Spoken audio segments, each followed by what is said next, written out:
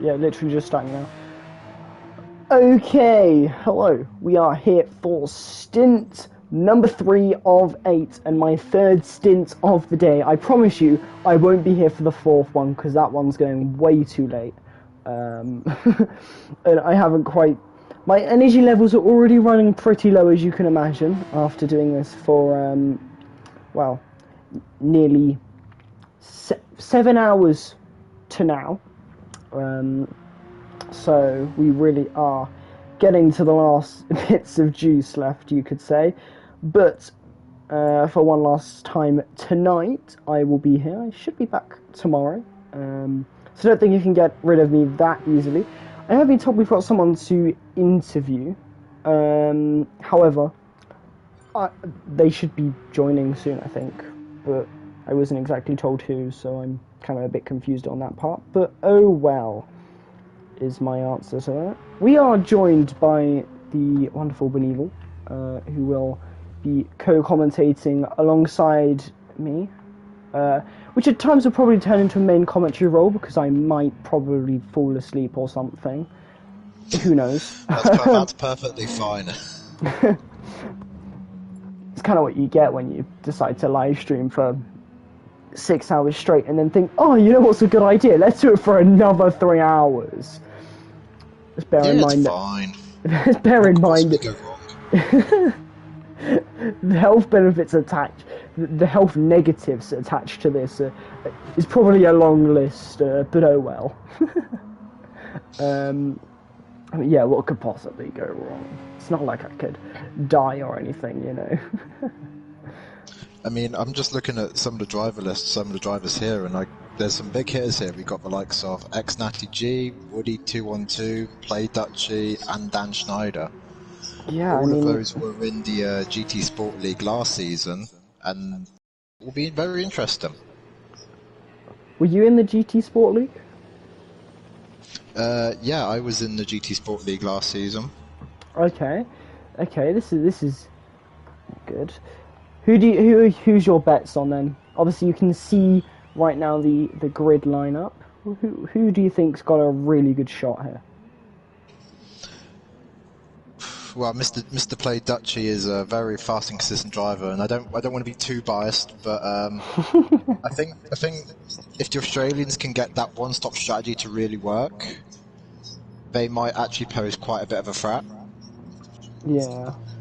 But I wouldn't count out, the likes of Natty G and Woody, because they can be a bit of a dark horse at times. Oh yeah, for sure. Well, we have got all of the information on. Play Dutchy leads the way on lap number 1 of what could be 54 laps here. We had 53 laps in the first stint, 54 laps in the second stint. We are on target to do 400 laps over the course of the 24 hours here, which is absolutely crazy when you put it into comparison of, that is over the course of 24 hours. Eat that F1. You can only do like 100 over an entire race weekend. So yeah, it seems that everyone's got a pretty clean and decent start. Woody looks like it's going to go past Mr. Natty G, coming down to the first chicane. Yeah, he says he's in the wrong position. He's just let Woody past. He was in the wrong position, so great sportsmanship there from Natter. Yeah, clearly he knew he was in that wrong position and decided he would rectify the issue himself. And he should have been P2 apparently. I mean, they're saying about what position they should be in. We have got, I believe, the steward of Toussaint, who's literally just won the race here. I think he's keeping an eye on, the ongoings of the race in terms of stewarding. And Spud has already picked up the first penalty in the Group 1 with a half second. It's not that, it's actually quite easy to get rid of your penalty with especially this braking zone coming up. You can lose half a tenth to a tenth just like that, so that should be gone before too long. Yeah, I've noticed that, I'm not sure if this is like a strap per se. I'm not a very big GT Sport player, so but like you all seem to carry your penalties like a long time. Like you don't seem to get rid of them like by genuinely just slowing down. You seem to just carry them until you make a mistake.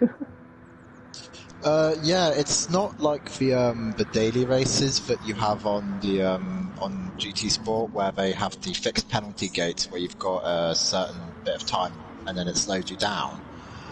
With the slowdown penalty, you can keep driving flat out and basically serve that penalty as you wish. So you effectively don't lose time whilst you're, say, fighting another driver. Yeah, but it also means you can just do it when you like make a little mistake or something. And in parts, I think yes, it's kind of good because it means, you know, in part the racing can be closer because it's, you know, you don't get as messed up by a penalty. But then it's also like, but it would be pretty nice. I don't know. There's two sides of the fence. It's a case of what side of the fence do you want to be on, I guess. I suppose so. And we have a nice little battle for third brewing up between Woody, Dan Schneider, and ex-Natty G. Yeah, well, could even extend to potentially second if these drivers keep it very nice on the road. Diswood, isn't this his third stint in a row? I'm not sure. Yes, it is. I don't know how all that's going to play out later on, but this is his third stint in a row, so congratulations to him for surviving for this long. I'm not sure if like someone's like there with him and maybe just taking over control or something. I don't know, but because I know that's what's happening with Maverick. That is the same. He's staying on the same account the entire time. But yeah.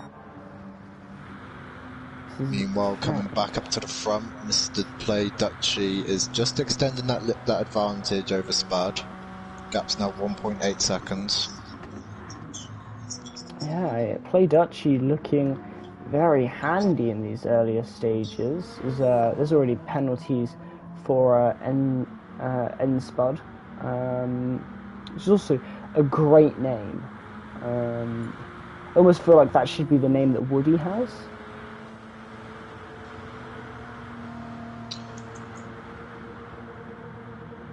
Ooh. It's going to be very interesting. Dan Schneider and Natty going side by side, and Dan Schneider thinks better of it in that very nice golf liveried McLaren. This is very interesting indeed. I do like the now the this does allow Woody to get alongside, side by side, and he gets the move done. Indeed he does. Yeah, Woody on Dan Schneider. Ooh, Natty's gone a bit deep though, and he loses 2 positions as a result of it. He just needs to get his concentration back up a little bit, just regain composure, and it shouldn't be an issue. Yeah, well, you can be a very happy person right now because your driver is leading the way as it stands. Are you doing any more stints, or are you yeah, I'm doing the 5 o'clock stint. Hi, are you guys live? We are. Alright, okay, cool. So just to very, very quickly run you through. So, the reason why N-Spud is currently started ahead of the other drivers is that whilst the cars behind were behind, they have unlapped themselves now against the Track Stars car. So these 4 Group 1 cars are now battling for position. The BCMR car is now 1 lap ahead of the rest of the pack. In Group 3, UNEM Maverick has just overtaken Diswood. That is legitimately for the lead. So now UNEM is leading in that class, and Deadline is a lap ahead of Smalls. So that's how we go at the moment. So it is actually in this order. The order they are in now will be the order that they finish in if it were to stay like this, basically, just to clear up any confusion. But yeah, I'm gonna go. I feel like you made it more confusing by saying it like that, but sure. But basically, all the cars that are in the positions now, that's what they're fighting for. So second, third, 4th, and 5th are all fighting for second on track. So basically, because of the restart, they've all been unlapped. They're all fighting for position. Yes, exactly. I mean, why did you have to make that so more yeah, I should have led confusing? with that. I should have led with that. Alright, okay, yeah, see you. Okay, goodbye. Yeah, and I made think that the more reason confusing. why Maverick has overtaken Wood outright on track is because Wood actually has damage. Front bumper and front left suspension. Ah, definitely. But Yeah, I think for the really time being, he's careful. just gonna stay with the damage for the time being and wait until his first round of stops. But if he's comfortable with it, then he might actually not repair the damage. It'd be beneficial to repair it, though.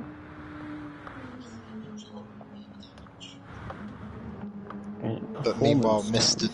Play Dutchy out in front, already a 3-minute 19.8. So he is absolutely on fire at the time being. Yeah, And we're only 3 laps in. We might even end up with 55 laps in this race as opposed to the 54 we saw in the previous race. And he's going even faster, half a second through that split time at the moment. Ooh, that's very nice indeed. Well, and I think there is a reason why he is a 2-time GT Sport champion.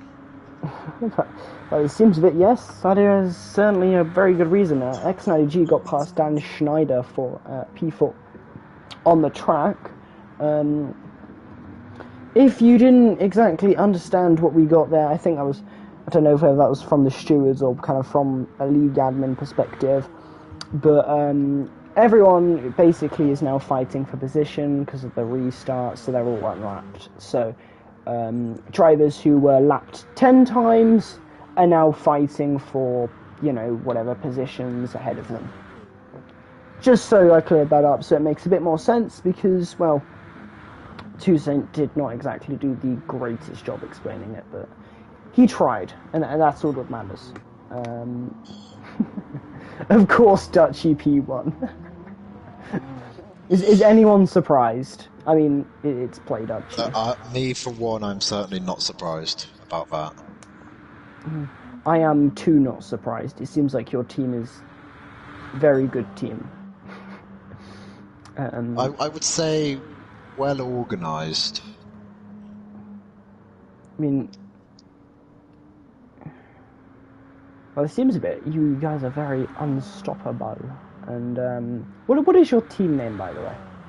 It is the BCMR racing team, with the 95 number. I don't know. I should have guessed it was BCMR, considering it's on the side of the car. Meanwhile, the closest battle so far on track is the battle for fourth between X90G and Dan Schneider.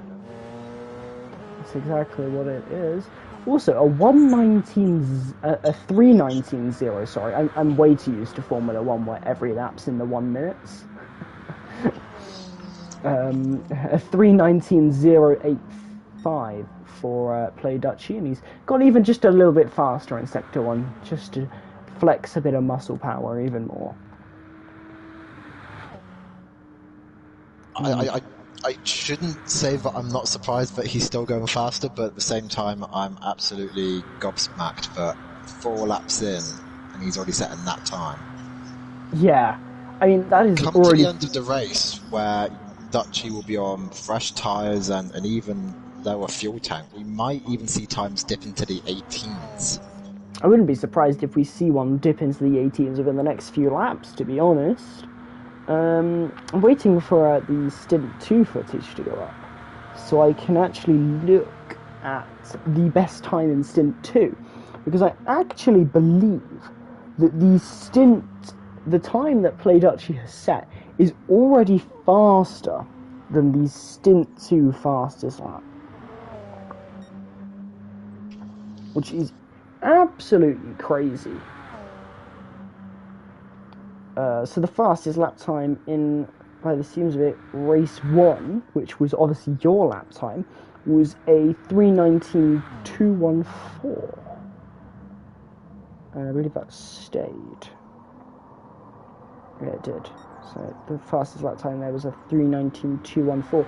So bearing in mind your lap time was set up midway through the race, he's setting that on lap number 3. I mean, it just goes to show how, let's say, consistent of a driver Dutchy is. consistent. I mean, I did my fastest lap time on a controller. I mean, I drive on the controller, so I mean, I'm quite happy with 3:19.2, but... Yeah. I'm guessing he's a wheel player by the seems of it. Yes, Dutchy is a wheel player, same with Toussaint and Tiger Assassin, who we will see later on. Ah. I guess a little bit of a teaser, because teams didn't have to publish when their drivers were racing, so... But right now, all the gaps are just starting to thin out a bit. Everyone's just finding their momentum, finding their rhythm.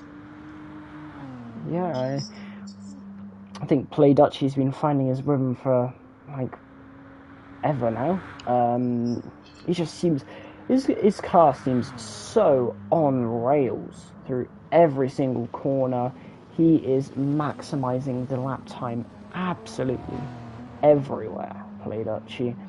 I believe he doesn't improve, but he was very close to. I saw a couple... He's matched my fastest time from the first stint, and again, it's only 4 laps in. Yeah. We've still got, well, a long way to go. I think right now, if I was in the mind of Play Dutchy, I would just be hitting my apexes. I wouldn't necessarily be pushing, but I'd want the gap so that when I make my first pit stop, I want to be in some nice clean air so I can go on the maximum attack. I mean, he's already... Right now, if he pits, he would come out in 5th. So he's already got a massive gap to the Group 3 cars. In fact, he's not all too far away from actually lapping one of them.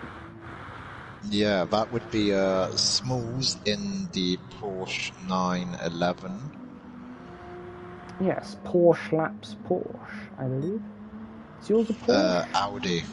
Oh. Audi R18 lap a 911. But I can tell why you get confused, because they all look so identical. They do. I mistook the Toyota once for a Porsche, and it was like, no, that's a Toyota. I should know which one's which, though, because I literally drove the Porsche 919 the other day, and the Porsche is ex-Natty G's. So yeah, I should have known that. Yeah, Natty and Dan Schneider are in the Porsches, Woody and Dutchy are in the Audis, and N-Spud is the only one in the Toyota. The Toyota seems really good on its tyres and fuel. I think out of the Group 1 cars, it's the best at the tyre management and the fuel save. Which is why they can do the one-stop, but it's not paid out for them thus far. In the first stint, they were pretty close. I mean, there was a time where I thought that, you know, they actually, maybe the one-stop was the fastest, and I was underestimating the two-stop, but... with the fuel tank on the Toyota, you can do 27 laps. That's what Little Blacko in the previous stint did, but by then the gap was too considerable to make much of an impact. Well, Spud gets a little out of shape. Well, we've had our first car lapped. Smules has been lapped by first and second place. On lap number 5, by the way, we are having drivers being lapped. That is crazy. For drivers to be being lapped that early into the race. But it just goes to show how good these drivers are. That they are managing such incredible feats so early on in the race.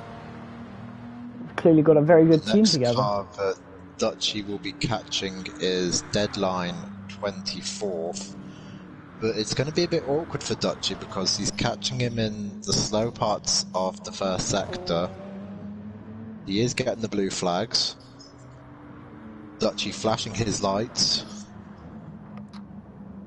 And it's a bit awkward. Dutchy manages to safely navigate past the BMW. Good evening, Black Country Racing.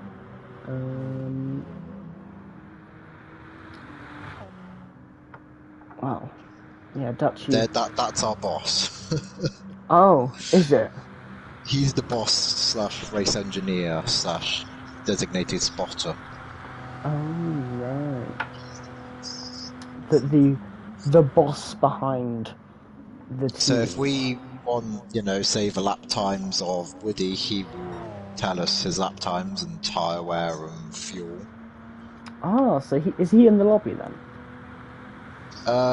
He is in the lobby. He's currently live streaming our POVs and basically he's streaming it, so...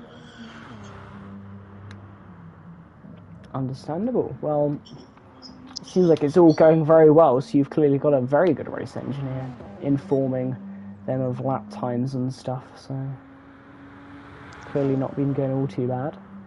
Does he get used often? Are you commonly like, we need the lap time of this driver, or is it kind of a, in the first stint, I didn't really ask too much of him. I mean, obviously, when it came to the latter part, I was asking about Puntz's lap times. But yeah. He was basically saying that, you've got much better tyre wear.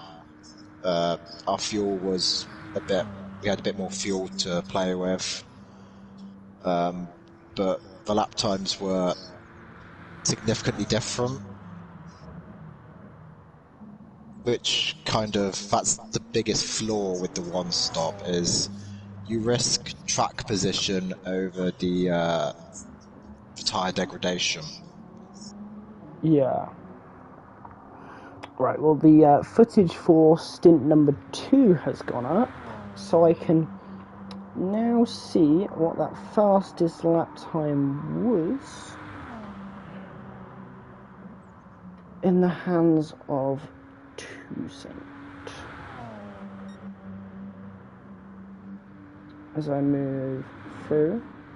In all fairness, Toussaint wasn't bad. On lap 50, going on to lap 50, he set a 1:18.771. So, yeah, clearly some very Dutchy's already only 3/10 off that. Yeah, so expect bigger things to come from the Dutch driver in the latter parts of this stint. You've saved your best driver from quite early on. Is there not a concern that you might potentially lose it towards the end? Only time will tell, really. I mean, I'm guessing I'm not gonna designate. I'm not gonna spill the beans over who's doing what stints. That can be a little secret. As Dutchy runs a little bit wide, but no harm done there.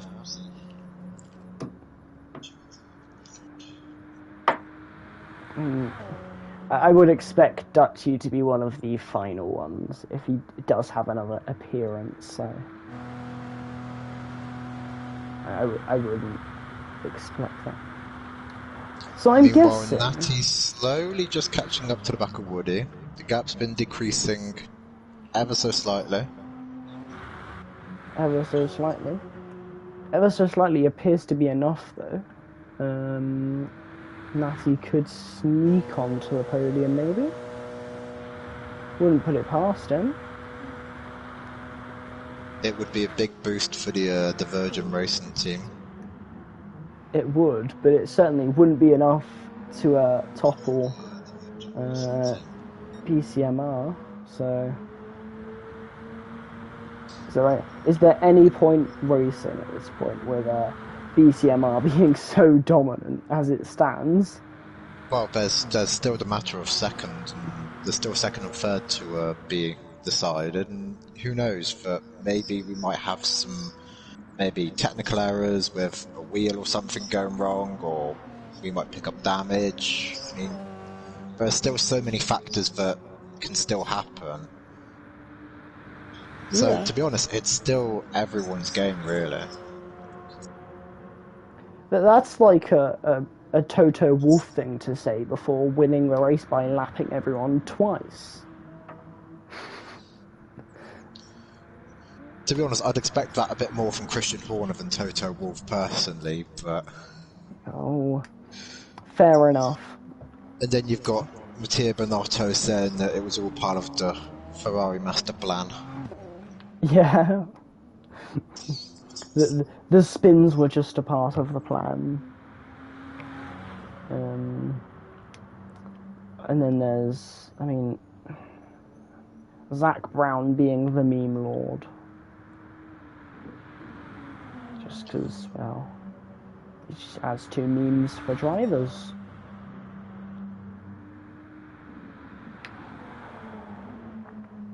Fun fact, George Russell recently posted an image of him in London, which he captioned, "London in the sunshine, no place I'd rather be." And fun fact, 2 days prior I was exactly where he was. So Fun fact. And that has been fun facts with Byron, everybody. Exactly. Trust me, I've got plenty more. I met someone verified on Instagram. Well, actually, This Wood has came in, I presume, to fix that damage that he sustained earlier on. Yeah.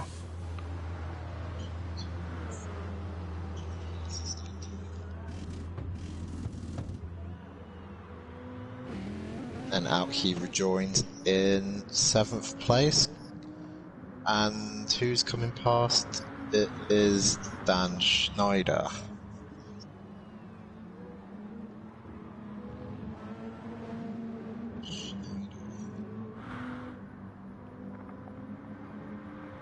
Well, Dan Schneider now is 5th as it stands. This would obviously having been lapped. Interesting stuff though, the fact that nearly everyone in the Group 3 category has been lapped on only lap number 7. Which is that is kind of crazy.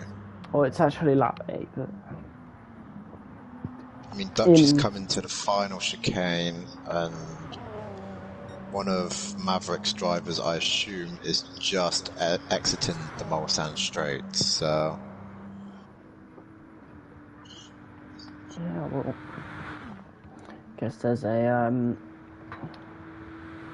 pretty good driver in the hands of, the BCMR car. I mean, you'd be inclined to agree, but you would. And you're kind of in that team. But I have noticed, though, that your must be a legitimate company on the side of your car. Yeah, I think that one of someone associated with Black Country gets assigned with a sponsor or something, because in last season's GT Sport we had different teams. For example, Tiger Assassin and Two Saint were in BCMR cars. Me and X Natty G were sponsored by Forget Me Not, which I think is a flower company somewhere in England. And Dutchy had a few rolling teammates throughout the season, and he was sponsored with Interadata. Oh, fun. I'm not sure if you did you see the livery I posted? The pink car. I think I did. I will just double check now. It was in the. Hang on, I'll just do a dot where I put it. So it was in the GT Sport 24-hour chat. If you just tap to see attachment, and it'll take you up to where they were. that car has a legitimate sponsor for my content creation team. It does look very nice, I will admit. I know. It's a shame it couldn't race because we couldn't get enough drivers. And it was also the Porsche 919. And if you did take part in the 24 hours, where would you expect your car to be after seeing the first 3 stints so far? I don't know, I'd like to be kind of the midfield, probably like between maybe Woody and X90 G. I think it would really depend on what drivers we had. I think, yeah, that's kind of what would have been a thing. Like if we'd had done that, then it would have been probably about there. I don't think we would be right up there at the top front. But I think it would be pretty good. I don't think we'd be like right at the back by any stretch. But I don't know. I would have liked to see that livery race around. Hence why I offered people the opportunity to change their livery to it this morning. No one took me up on that offer, unfortunately. But Oh, well, that's a bit of a shame. I know. Made me very sad. We're a couple of minutes away from the half-hour mark, and Natty's slowly creeping up on the back of Woody. Gap is half a second. Yeah. The gap is certainly closing. The Virgin Racing. And the... I forget the name. I think it's PMT. I think. Someone told me the name of it. Car 95 under investigation. Dutchy. Under investigation for causing a collision. Is that Dutchy? Yeah, that is car 95, driven by Play Dutchy. I just don't know where he's caused a collision. Because he's 12.5 seconds ahead of Spud at the moment.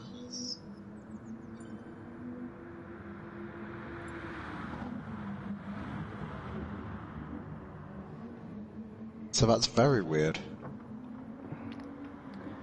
I don't know, maybe he collided with a back marker? That's more than likely what's happened. Who's the nearest back mark? Well, Group 3 car at this point. Maverick. So maybe something's happened with him. No damage on the Viper though, so maybe a little graze or... Interesting. Don't know, I'm gonna ask Toussaint for that.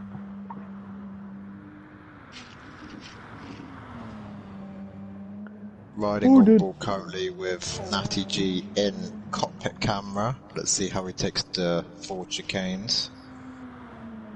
Takes them very nicely. But Woody got a better exit out of the final corner and maybe got helped by a bit of slipstream from Maverick, which has just gone past, and now Natty's got to deal with the Viper. Ooh, it's a bit close.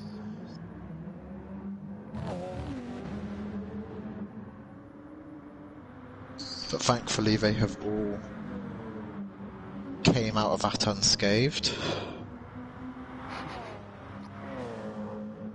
I've asked Toussaint who Play Dutchy collided with. I'm just waiting for a comment on that, because he didn't say in his message like he did in the previous lobbies. He said who had collided with who, and on this occasion he did not say who collided with who.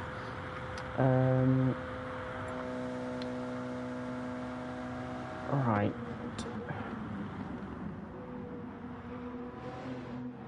Yeah, well, interesting. The top two seem to be in a league of their own at the moment. Dutchy in the 3:19s last lap, and Spud in the 3:20s and the 3:21s. And so Spud, they're just slowly pulling away from Woody and Natty. So N Spud is... So car 95, 15 seconds to a total time for causing a collision in Stint 1.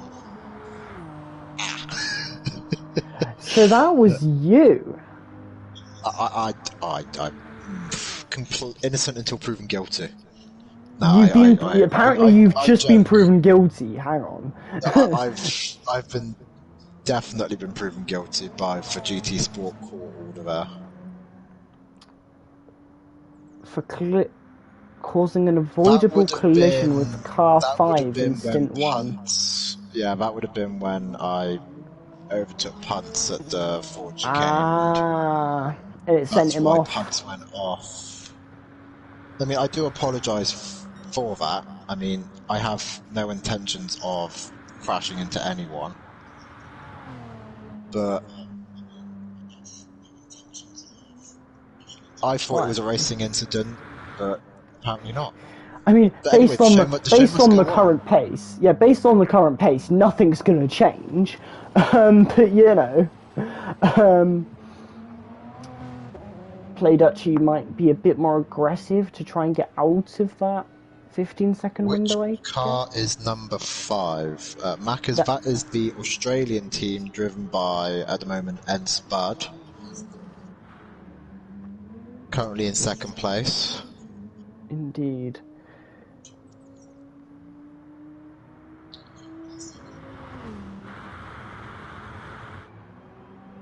One of the teams, there are 2 teams which run the number 22, and it really annoyed Toussaint this morning. Oh, is that the Group 3 cars? Yeah, that's Smules and Deadline. Oh, yes, I heard about that a little bit. Yeah, they've both got the number 22. That was very confusing for the steward's eye.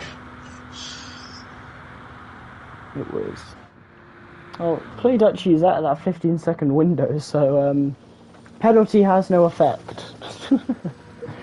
If Dutchy were to pit now, he would come out ahead of Dan Schneider by about 3 or 4 seconds. That's pretty good. Maybe that's information that will be relayed by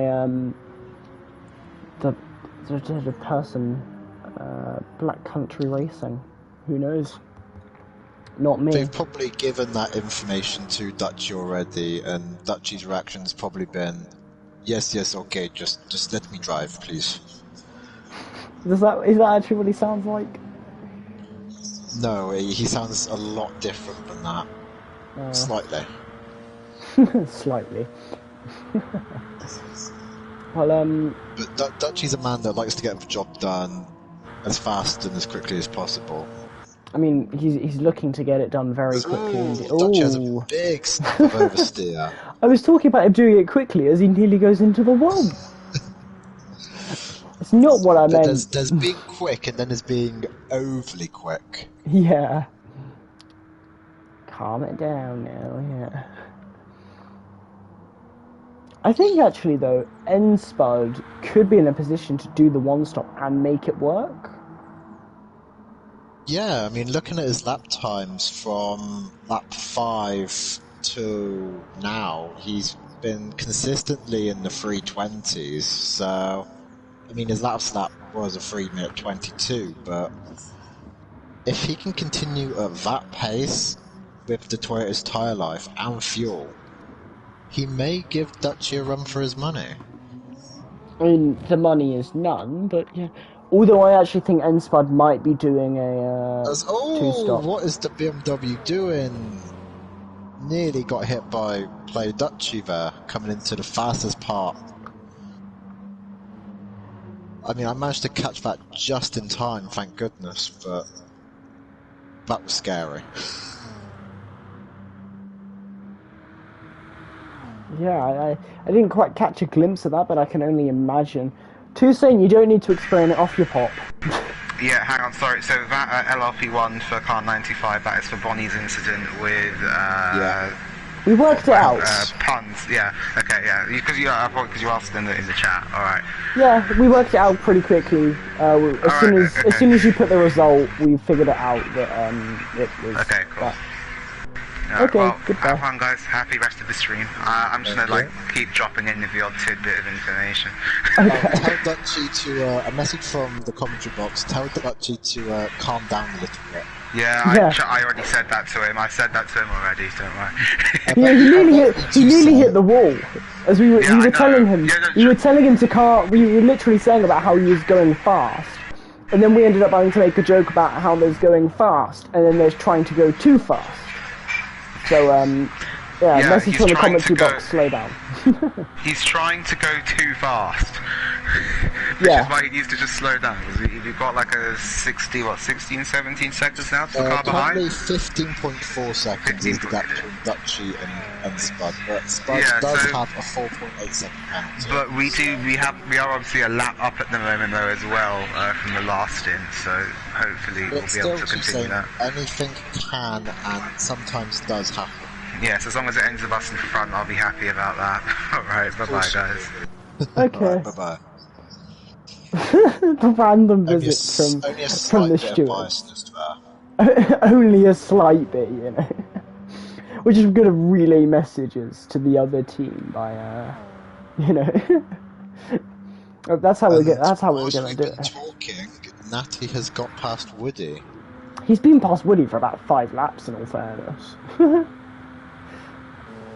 I think I need glasses. I think he got past on about lap 7. I just didn't make much note of it. As Maverick in Group 3 is really on a fire because he's lapped the Porsche of Smalls.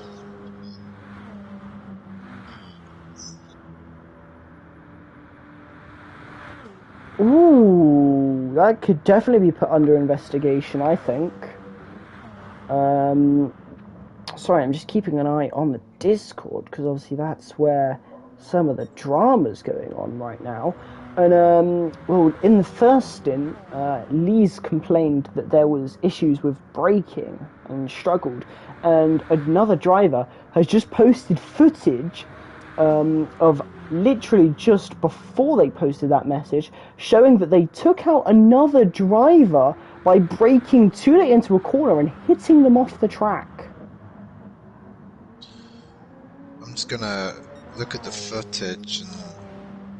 It's in the GT Sport 24 hour. It's a bit blatant there, really. I mean, I don't know what was going on there, but you can definitely see that the brakes have been applied and Lee's just outbroke himself.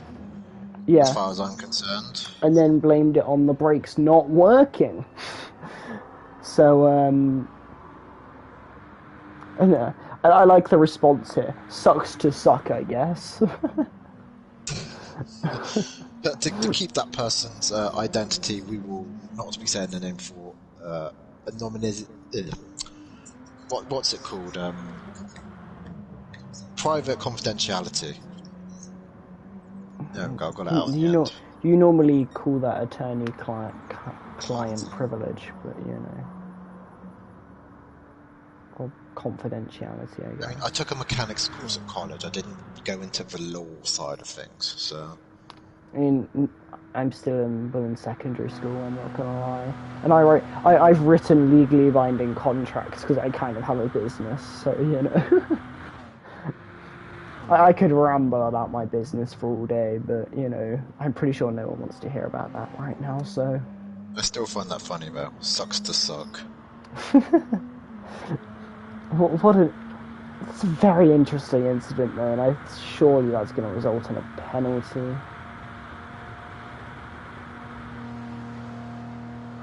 I would expect that massively. I didn't realise. Hang on a minute, Mo. Sorry. I've just realised something. I just realised there's a mutual driver between Gavra and Lemin Toonman. Toonman 1986. Awesome As assassin. Maverick Hey ladies. comes into the pit lane.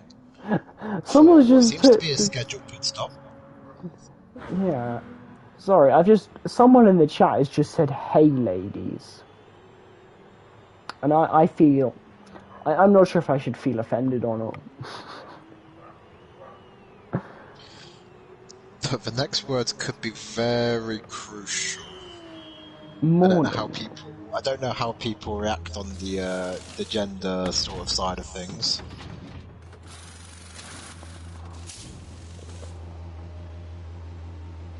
Indeed.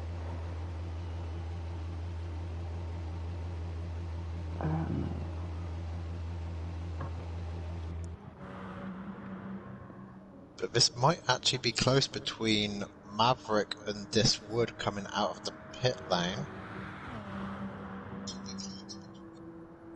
And I was completely wrong.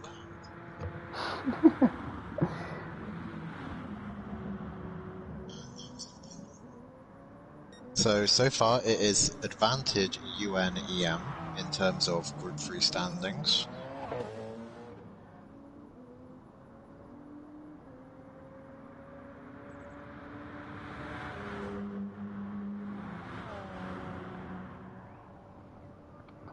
Okay. Interesting. So, because we're in a bit of a, I wouldn't say dull spot, but just because we've got a bit of space, I guess, let's go for a bit of F1 news. Literally just dropped the other day. Literally just dropped in the last 40 minutes. Toto Wolff believes Mercedes Formula E drivers Stoffel Van Dorn and Nick De Vries deserve to be in F1 and hopes they can find their way back onto the grid. Could you imagine? Stoffel Van Dorn. Carry on.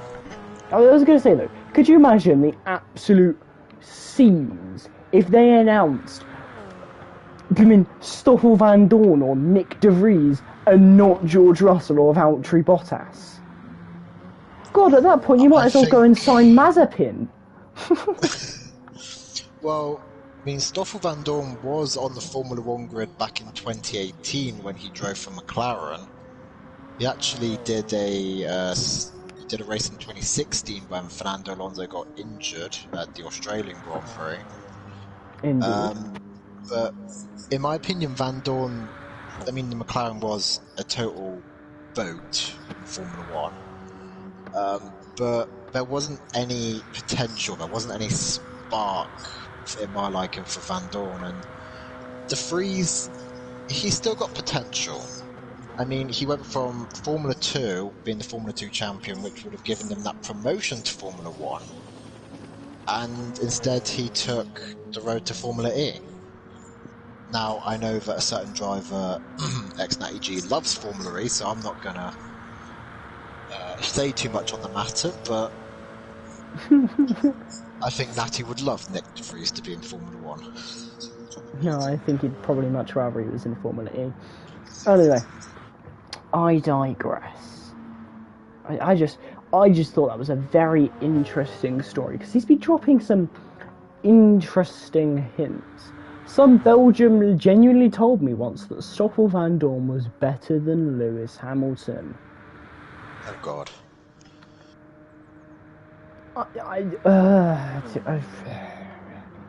Did you hear how much the Max Verstappen crash has cost Red Bull, roughly? I presume it was like 1.1 million or something like that. 1.8 million. I mean, I know F1 parts are expensive. I mean, like a set of brake discs are like probably like 5-10 grand. But the crash was huge in of itself. I think like 51 Gs. Yeah. But for that much damage, that's pretty insane.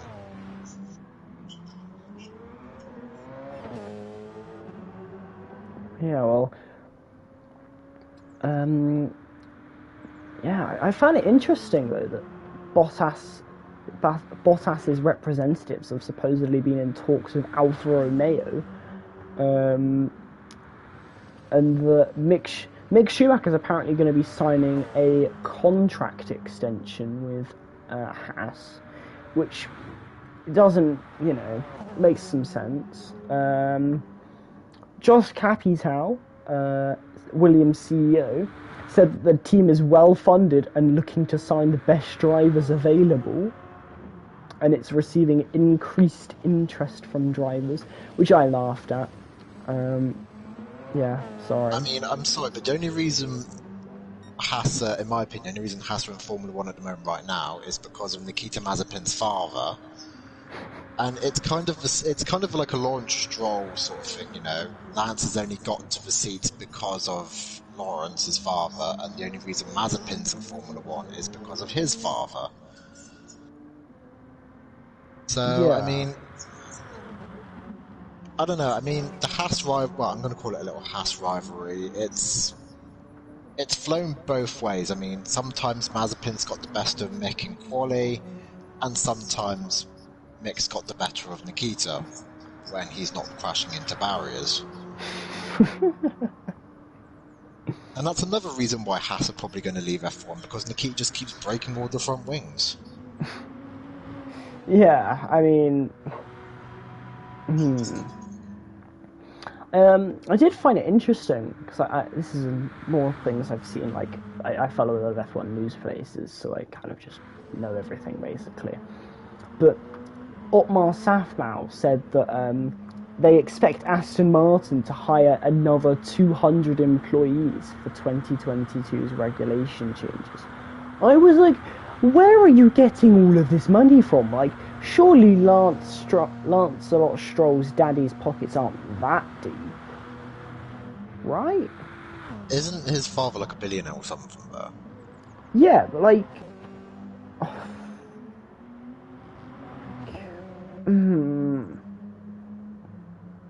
I'm not sure, though.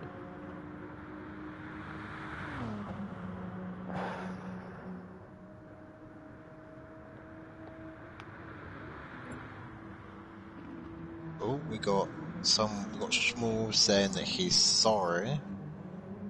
I presume that was for letting Spud go past, and there might have been a bit of a altercation. Oh, and Smalls has picked up rear bumper damage. Oh, clearly got bum drafted. Oh dear.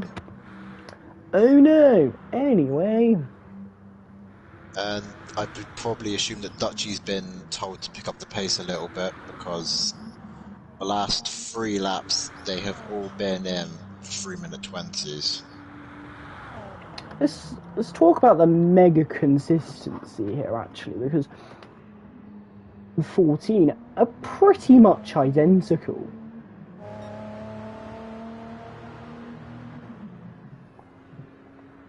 Okay, lap 15 was slower, but interesting. I mean, if Dutchy was to pit now, he would, if it's roughly about 42, 3 seconds, he would come out right about with Natty at this point in time.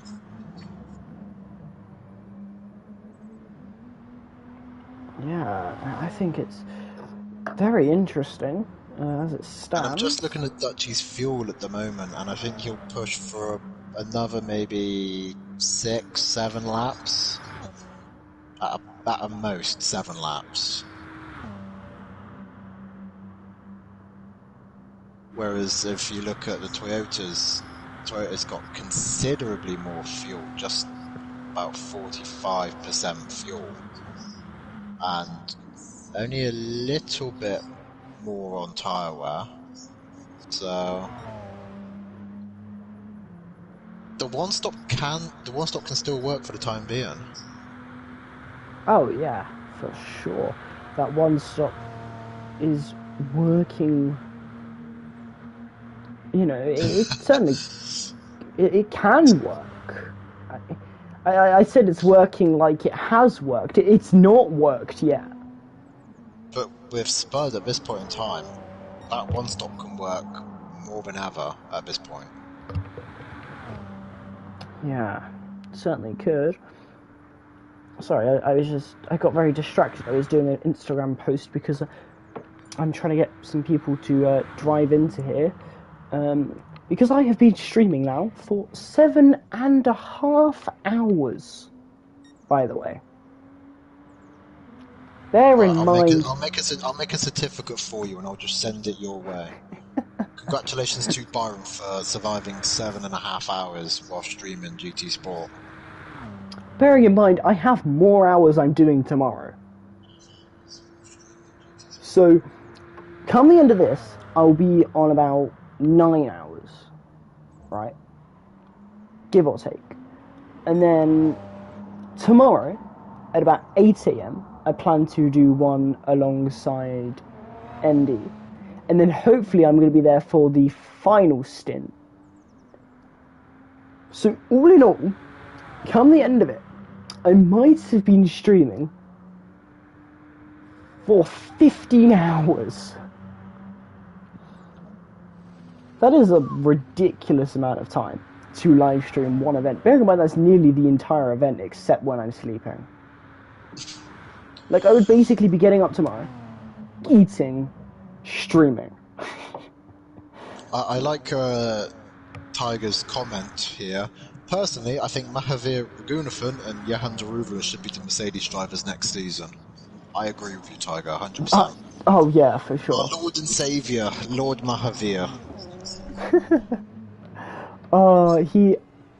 I requested to follow him on Instagram and he blooming let me follow him. I felt honestly privileged.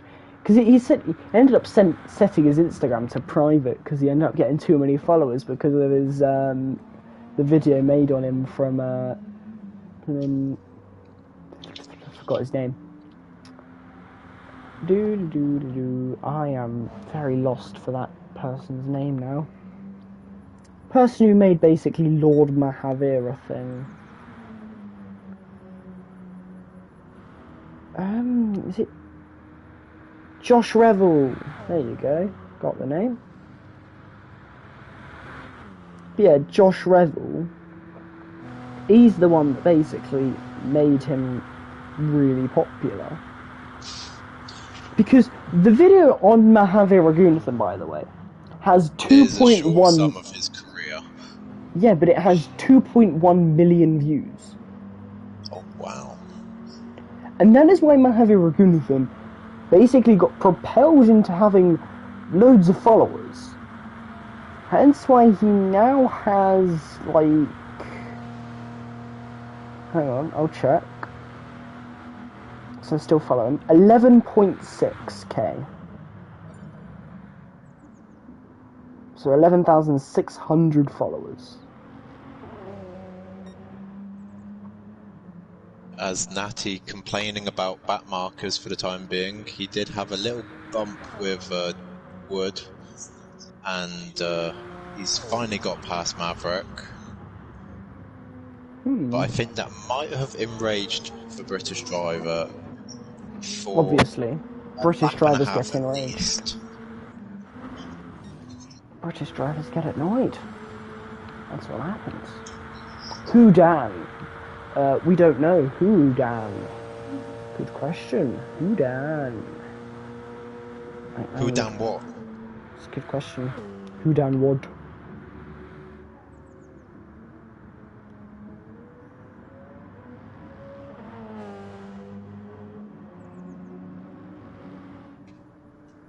It's all just beginning to simmer down a little bit now. Dutchy, for the first time this race, is in the 21s. Spud in the 22s. Hockenheim's Germany. Natty in the 23s. Yes, Hockenheim is in Germany. But there's no Hockenheim race this season, is there? I don't think there is. It depends on what Hockenheim's got on the calendar-wise, where they've got German touring cars on, or... There's a race still to be confirmed. They might just bring back the Nürburgring from 2020. And put that one in.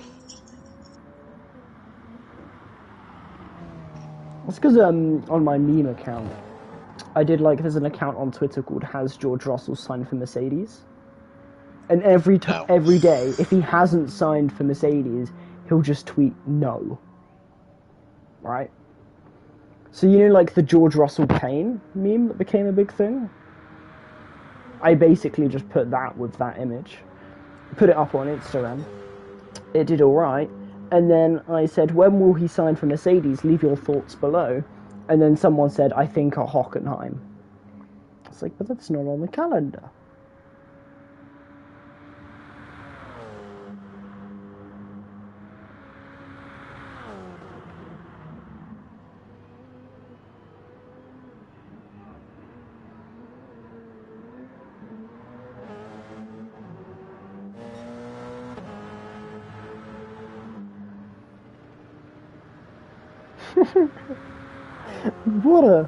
What a great account name. If you Deadline 24th comes into the pits, but it's not going to affect his position whatsoever as he gets lapped. Let's admire the fact that Play Dutchy is on lap 18 and has distanced himself from P9 by 12.5 minutes. That's a lot of time. I think what you just said there just defines Dutchy in just a phrase. The fact that he's able to do that. I mean, Smalls has picked up a load of damage again, but still. Oh my god, I mean, yeah. if we go to the next nearest competitor, well, Deadline, he's just been into pits. He's 11 and 20 minutes ahead. Maverick and Wood, who are actually pretty close together, but Wood will be making a pit stop as Dan Schneider comes up to overtake him. Not the way I would have overtaken him, but whatever floats your boat. They are 8 minutes behind Dutcher. Yeah, you have to be a big brain to figure out that's a while.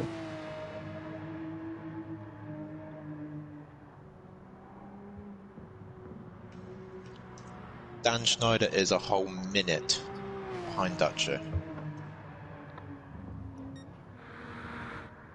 That is quite a while. And Woody isn't far off that feat either. Just basically 1.5 seconds needs to be gained by Play Dutchy in order for another car to be over a minute behind him.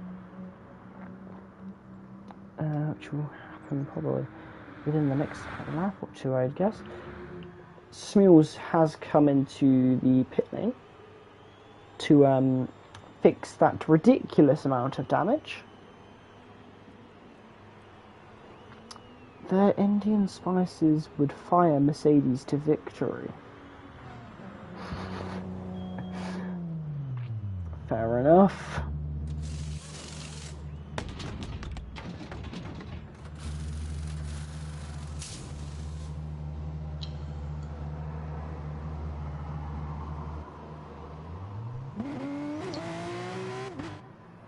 Dutchy's once again found his right foot because his last lap was a 3-minute 20.6.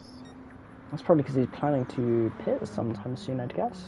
I was about to say, it is round about maybe the pit stop time.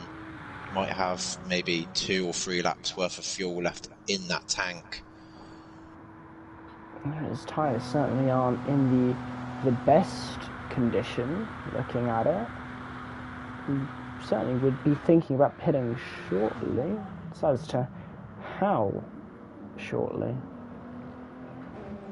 But at least Dutch will get at least about 40 seconds to relax, compose, gather his thoughts on how he can go just a little bit faster.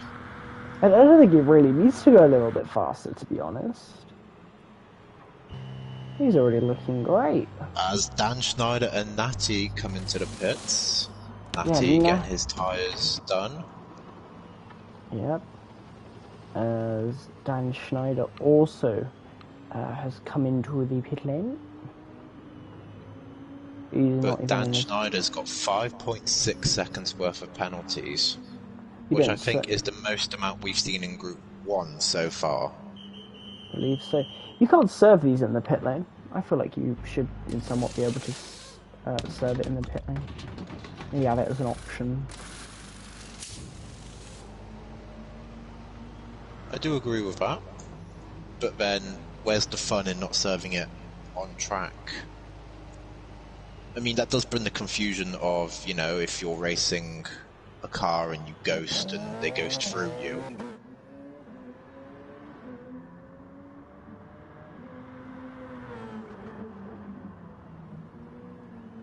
I don't know. I just said it as a hypothetical, to be honest. Wasn't actually expecting you to actually consider it. So, as I have been brought food, which should help, because it means it's got glucose and stuff, which means I might not die. It has food, so it might just fill my stomach up.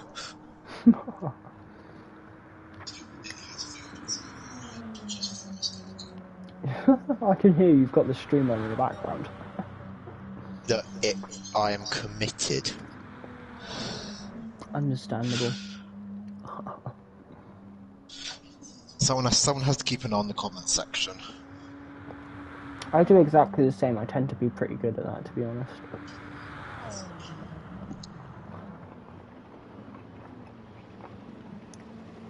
I just thought everyone can probably hear me eating on the stream. Consider it ASMR. Another 3 minute 20.3. The man is an alien, I swear to God.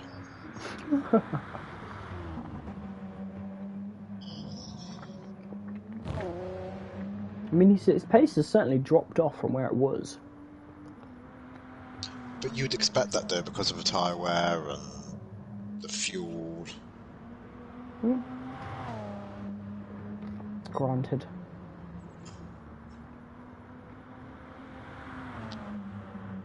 I can't believe we've already went through about half. Well, just over half of this race already. No, because we're only an hour and 4 minutes in. Still got an hour and 55 to go.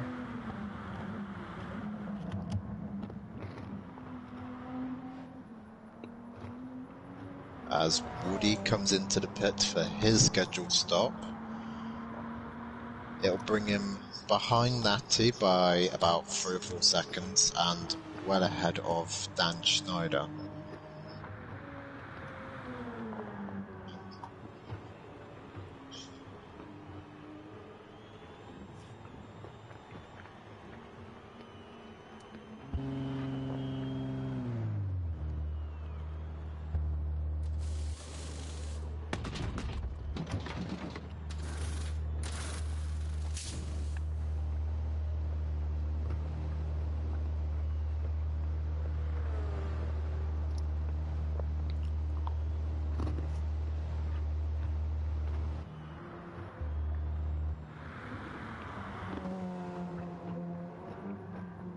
Woody has exited pits and he's... The other Wood comes into the pits. 10 seconds behind. Well, food has been consumed, so my food levels are up, so I might not die. And I think maybe the reason Dutchy's set those increasing the very fast lap times is because he might be track extending a little bit. But he is on 4.1 seconds off penalties, yeah. As, Spud's had a moment, it seems, coming off the Mulsanne straight. He is. Weaving to get his tyre temps back up. Or he might be weaving because we've recognised him, I don't know. Weave if you are doing it because we've recognised you. He's in a corner, would you? Yeah, he wasn't in a corner when I said it. Weave along a straight if it's because it's us. Just imagine if one of his teammates is watching and tells him to. Okay, Spud, you have a chance now if you just weave if you can hear us and recognise us. Yeah.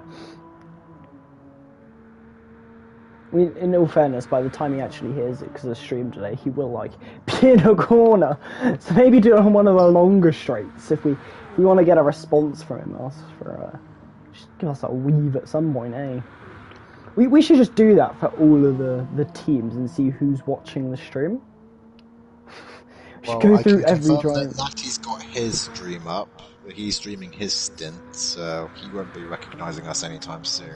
No, but he could be in a party with someone. He could be.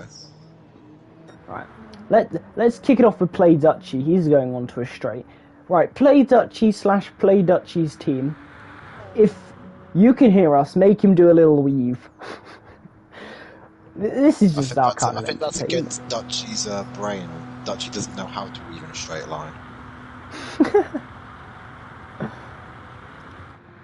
You can learn. As Spud has came into the pit lane for his pit stop, which is surprising actually. I thought he'd have gone a lot longer with his fuel, but lap 20, he's in. He's not giving us a weave, so someone clearly doesn't understand our incredibleness. So with Spud coming in now, do you think that he's committed to a 2-stop, or do you think he might actually extend this stint? There's no way he can extend this stint to do a 1-stop. He's not even filled his fuel all the way up. Oh, he's underfueled it, you're right. So he definitely has to stop again. And he's one of the first of the Australian team not to try that 1-stop. To make a 2-stop. Yeah. And Spud, if you could hear us down the straight you are going on to now, give us a weave. You keep an eye on him, because then I'll have to do the same for XNattyG. I don't think he'll give us a weave, because I don't think he's paying much attention. I mean, fair enough in all fairness. Right, Natty's about to come onto a straight. He's likely to be watching the stream, so Natty, if you're watching the stream, you absolute melon, give us a weave down the straight. I might not do it now, I called him a melon. And yet you insulted him. He's not a melon. Unless he doesn't weave, at which point he's a melon. XNattyG is confirmed to be a melon. Breaking news. Breaking news. XNattyG is a melon. I'll wait for it. Woody.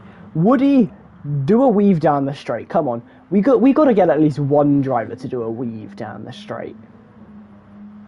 If you can hear us, Woody, or someone in Woody's team, give us a weave so we don't lose our sanity.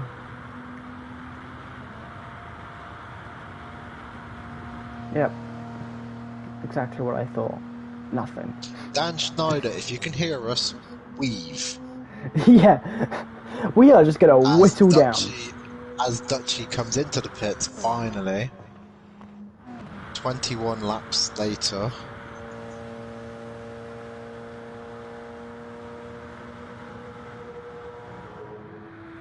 God, now, it'll be interesting to see if he brims his tank or if he will copy the Australians and not brim the tank.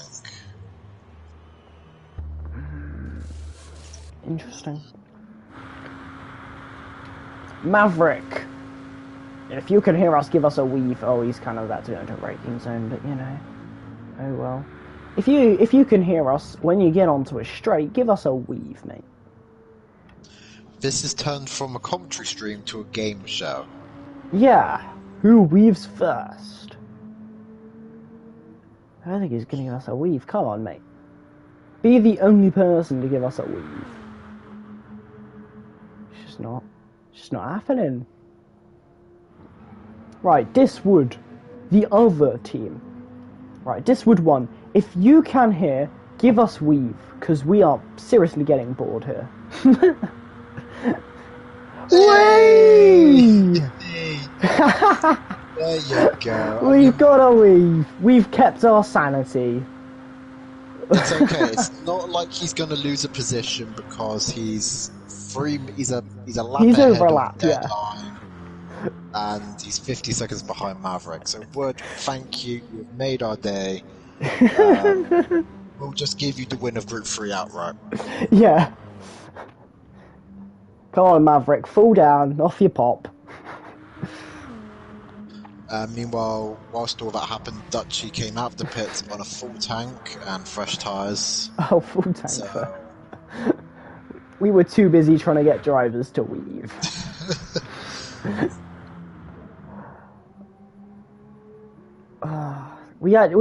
can't actually believe we actually got a driver to weave, though.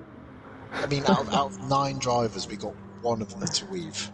We didn't even go through the other 2, in all fairness, but like the fact that it took us 7 drivers to get 1 to weave.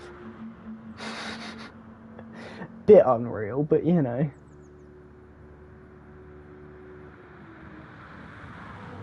I guess I have kept my sanity For the time being. For the time being. Yeah, give it about half hour, we'll be trying to get the other 2 to weave down the straight. I guess if we ever need it, we just got this Wood. He'll weave down the straight for us. If there is anyone in the chat, I have a little question for you. Oh my god, he's doing more weaving down the straight because he said about weaving down the straight. Name your best Formula 1 car. You don't have to put a reason, just your best car. What do you mean by best? Performance-wise or looks-wise or?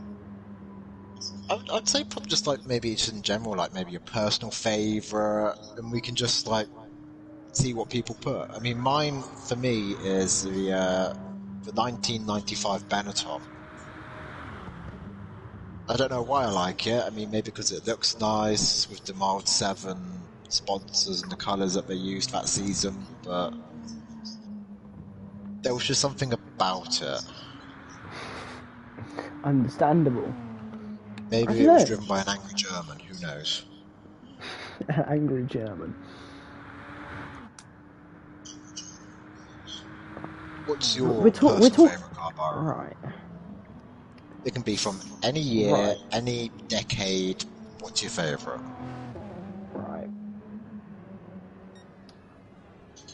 Right. See,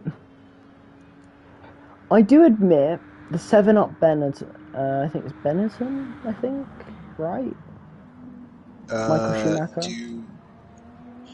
Michael Schumacher was with Benetton from 94 or 93. Was that like the 7-Up livery? No, that was 1991 when he like first came onto the scene in Belgium. Right. See, you have really put me in a hard place here because I'm not like a very old F1 fan. Right. I'm going to give you 3 because I think they all are very sexy. F2006 because it's iconic, but it also just looks great. The BMW has deadline gone to Shadow Realm. Gone to Shadow Realm. Yeah, so F2006. Brawn GP01. Banging livery. Loved it. Sheesh. You can tell I'm not at my peak sheesh, you know, because I've been live streaming for about too many hours. Your final choice is, drumroll please. It would either be, both are pretty much the same, but the McLaren 2020/2021. I just like both of them. I think ever since like McLaren went for that papaya orange sort of look to it. But if you want to go for looks, it has to be any McLaren that ran with a Vodafone livery. Yeah, it's iconic. The chrome silver with the red on it. It's iconic, but it's For me, it's not like exactly something that it's my kind of thing. Like, yes, it's a very nice looking car, and I will give it that, but it's not something that I'm so tuned in, and it's like, that's iconic. Like, if Ferrari wasn't red, you know, that would be a big thing. It's not a Ferrari. You know, I think for me now, it's at the point where if it's not a orange McLaren, it's not a McLaren, and, you know, I guess that's kind of where I am now. Like, that's kind of how it is. I did forget to mention, though, I think the Monaco McLaren, oh, that was so much better than the original. The Golf inspired, the Golf one. McLaren. Yeah. Not gonna lie. That was very nice. There are very few liveries which I would... I don't even know what I wanted to say there, I'm not gonna lie. But there are very few liveries. Tiger Assassin has put in chat, I presume he's on about GT Sport. For Lexus all the way, Group 2 Lexus, Group 3 Lexus and Group 4 Lexus. None of them make sense to me because I don't understand Lexus, because I don't play GT Sport all too often, in all fairness. So, I can understand where he's on about with the Group 3 Lexus. It's nicely balanced, it's big, it's a Lexus, but it's okay. The Group 4 Lexus, I can't really give you a definitive answer because I've not really driven it. And exactly the same with the Group 2 Lexus. But for me, for GT Sport, my favourites are for Group 2, which is like your Super GT sort of Japanese cars. That would have to be the Nissan GTR, personal favourite of mine. Group 3, Aston Martin V12 Vantage. It just sounds nice, you know. It's got a V12 behind it. It sounds beautiful in a replay camera, and it goes like the clappers. And then Group 4, there's a few that I like and a load that I don't like. But for Group 4, it would have to be probably the Renault Megane.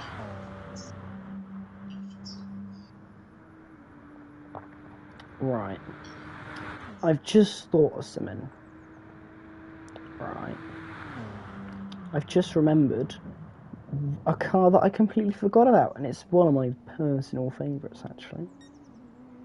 Yeah, I feel very bad for not mentioning the Caterham's CT5. Is that the 2014 Caterham by any chance? I'm just trying to think. Caterham came in 2010. Yeah, it would have been 2014.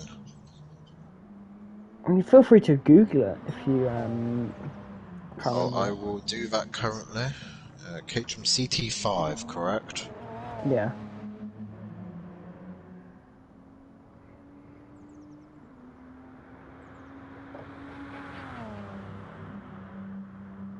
Yes, the 2014 Caterham. I can get where you're coming from with the green. It looks very nice, especially I only did it because on how ugly the actual nose looks, in all fairness. But, like, I do 2014 was a weird season for noses. I think they should, like, when the cars were going around the track, they definitely should have centered the front nose. I mean, you talk about the Caterham for being weird. What about the Lotus from that year? It was like the two-step one, wasn't it? Yeah, one nose was like marginally longer than the other to meet with FIA requirements, and they said that it was going to be brilliantly good around the track, and it was just a massive failure. Oh my god, that is terrible. But that's what happens when you have Pastor Maldonado and Romain Grosjean at the time. Yeah, I mean... And then you top that with the worst power unit from that year being the Renault. I mean, granted it had 3 wins because of Daniel Ricciardo. but it was so bad compared to the Mercedes and Ferrari. Oh yeah. I did just think of one. And I think you might like this, actually. What is? The Jaguar. Ooh. The Jaguar liveries absolutely slapped, mate. Yeah, I don't care how bad the car was. Go on. The arrows with that iconic orange livery on it. Okay, yeah. I like how we've got very sidetracked, but I am definitely enjoying it. Well, the reason we got sidetracked is because Dutchy's dominating by 34 seconds, and Spud's got a 28-second gap to Natty. I mean, Natty's got a 10.5-second gap to Woody. Woody's got a 17-second gap to Dan Schneider. Right. And then Group 3 is divided. What livery do you think would look best on an F1 2022 car? Could be any livery. Ooh, 2022 car. I mean, they only unveiled it like a week ago and I've already forgot how it looks. I'm not saying it looks ugly, but it looks like an Indy car. It does. I do get that. I quite like it though because it is different and different. I mean, the Red Bull liveries would look quite nice on that because... Oh no, I've got it. The Red Bull 2018 testing camo livery they went with. Ooh. Or the 2015 one where it was like all active camo they put on the car to make sure that no one could see what their parts were. Yeah. What about the current liveries? It's like the current 2021 liveries. Let's stick them on the 2022 cars. Which one do you think would look best? For me, no-brainer between... Well, there's three options in my opinion. Alfa Romeo. I don't know why. Maybe it's just the way they've done the red and the white this year. Yeah, in all fairness, actually does look good. Because the Alpine looks kind of sexy this year.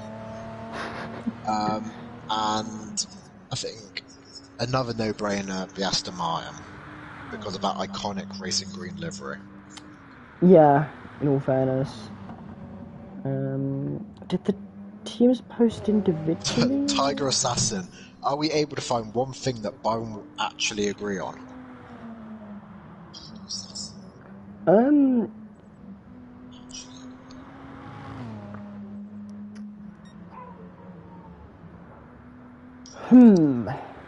Good question. Answer no. There's your answer, Tiger. Nothing that you say will make Byron agree with you. Right. So, you obviously said your choices, which was the Alpine, Aston Martin... And the Alfa Romeo. Yeah. I am just loading up the renders that got posted from it. Because I do kind of agree, in all fairness. Austria, okay, so it should be... Yes.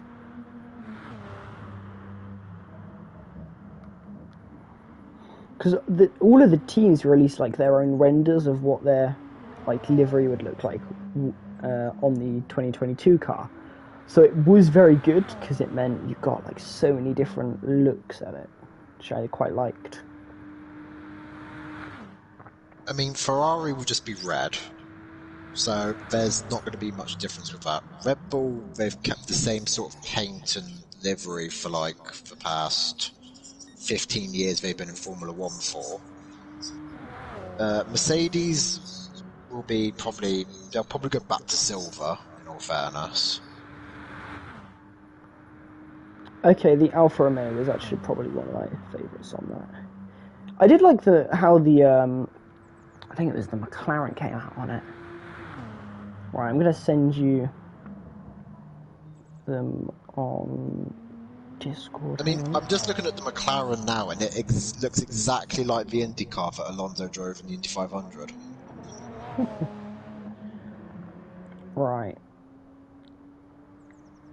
Where? Right.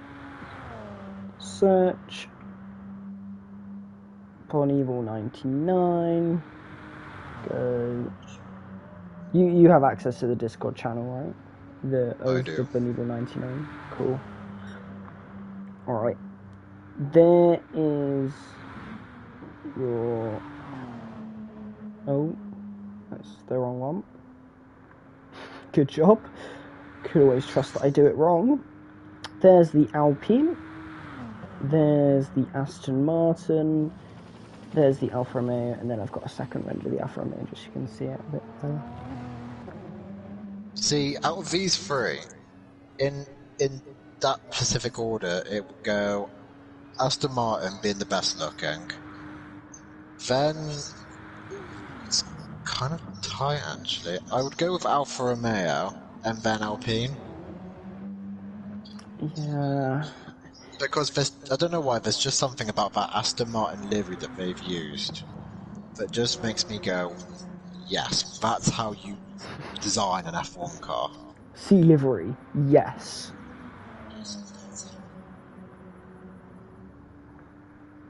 I don't know, I do quite like McLarens. However, now that I look back at it, it's like, I feel like it's... But I do agree, the Red Bull one does look... Ooh, like it just works. Byron, you said that we might be going into the 18s sometime soon. Yeah. Dutchy's gone to Thames Purple on his time at the moment. Ah. At this point, if he can continue the same momentum around the track, he'll be in 18.8. Ah. Interesting bit. Yep, still on track. Dutchy, can you just drag the brake pedal a bit? You're kind of in a league of your own at the moment. Yeah, 2 Cent, relay the message. Actually, I should have just told 2 Cent to drag the brake. It's going to get a bit of a slipstream. Oh, the Porsche. Ooh, that was weird. That was not on, in my opinion. What livery do you think would look the worst on the 2022 cars? Are we going with, like, any livery or current 2021? Why not? Let's do both. Why not? Well, we'll start with the 2021 liveries, and the worst one would probably be either Mercedes or Ferrari, because they'll probably just stay the same. Especially Ferrari. But the worst car livery of all time on a 2022 car. Ooh. I mean, a couple of constructors are coming into mind. Tyrrell, BRM, Hesketh. But I think if we go from the past, say, 30 years or so, it would have to be a Sauber, or just Saubers in general. I'll give you the 2005 Sauber.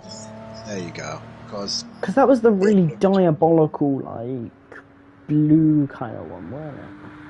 Yeah, Sauber had signed Jacques Villeneuve from Renault, and then had Felipe Massa in the car as well. Oh yeah, that is gopping. Jeez. Yeah, that would look terrible. Honest, the Jordan, I mean, in the 2005 spec car, the Jordan looked amazing. In fact, all the Jordans looked pretty decent. My personal favourite being the 1998 from 1998 to 2001. That like 4-year liveries with the Jordans were amazing. Yeah. But then as it came to like 2003, 2004, 2005, it just became a banana. A banana on wheels with a V10 in the back. that really is a good way of saying it. Right. It was just yellow. Have you heard of the saying, right? The easiest way to become a millionaire is to be a billionaire and start a Formula 1 team. Yes, I have heard that. How far do you agree with that statement?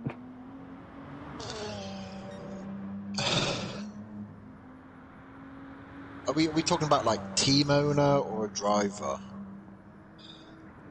You know what? Why not do both? I mean, for a driver, it costs a lot of money. I mean, say you start karting at a young age, you got to buy your car, which is not really much of an issue to top up every now and again. And then let's say you go to Formula 4, British Formula 4, something like that. You've got to find a team, which can cost a bit of money. And then let's say you win that. You go to Formula 3. Say you sign with Prima. That's going to cost you a fair bit of money. You might stay in there for a season, 2 seasons. That's going to cost you even more money. And then you go to Formula 2, you know, you think life's good, and then you've got to pay more money. And then guess what? You've won the Formula 2 championship. Congratulations. And then you make it to Formula 1. It's just money. As Lewis Hamilton said, cash is king. Yeah. I don't think it was Lewis who said that, though. I thought that was Gunther. I don't know anymore. I mean, everyone says, but, you know, F1's boring, it's always the same outcome. And I agree. I mean, apart from when it's a wet race, you never know what might happen. But if it's a dry race, you normally know who's going to be fastest, who's going to be on pole, who's going to win. So, why don't you just do exactly what Formula 2 do? They take a Dallara, they make the chassis. Why don't you just do exactly the same? You give everyone the same engine. Because there again, it's not... Then you can't complain that, you know, oh, they had the better car because it was, you know, they had these upgrades. It would just be who's the better driver. Yeah. But at that point, you're turning Formula 1 into a spec series. Pretty much. I mean, they're starting to include the idea of a sprint series, so why not make it a spec series? Remove the budget cap, get Dallara to, well, Dallara, whatever you want to call them, then make the chassis, find a random engine supplier, Peugeot for all I care, and then yeah, that's it. You got your 20 drivers on the grid, and then you can see the young talent come through. For example, how is Yuki Tsunoda meant to prove himself when he's in a midfield team like AlphaTauri? I mean, by being at least somewhat close to his teammate would be a good start. Because let's face it, right? Compare him to Pierre Gasly. I know Pierre Gasly is a really good driver. Don't get me wrong. I am well aware Pierre is probably at the top of his game right now, and he is absolutely mega. But if he wants to get a Red Bull seat, you know, Yuki, he needs to have good performances against his teammate from the get-go, and there has been a distinct lack of. I mean, what is Yuki Tsunoda's best finish in F1, right? So, his best finish in F1, as of right now, is... I don't even know. That's how... I would have, off the top of my head, I would have said Baku. Let me see. I mean, even then, I mean, Gasly got second, or no, he got third, didn't he? So, I mean, even still, he was outshaded by Gasly. But remember, it is his rookie season. I'm not saying, right, that he's, you know, supposed to win, but, right now, he needs, an emphasis on needs, to be doing good. And he's not done very good. He's had 9th, you know. And I think that might actually be his best result. I might have to quickly check that. I mean, the same can be exactly said for Daniel Ricciardo, though. I mean, I know it's hard transitioning to new teams and everything, but he's getting absolutely annihilated by Lando Norris, and the arguments can come in that, you know, Lando's had quintessentially 2 years to get to know the car, Daniel's had like 4 months, but Daniel's been in the sport since 2011. Yeah. I just checked, his best result is 7th. So, yes, sometimes he's on it, right?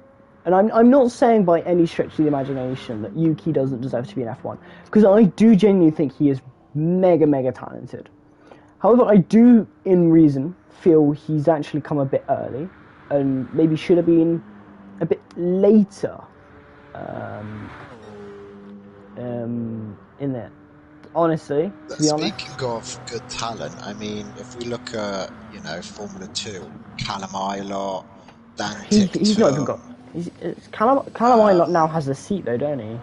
In F2. Well, he might have a seat. We don't know yet. It's not been confirmed. Yeah, because I heard, like... There was some driver in F2 that, like, retired after the first round. I mean, take a look at Guan Yu Zhou, for example. He's in F2 currently.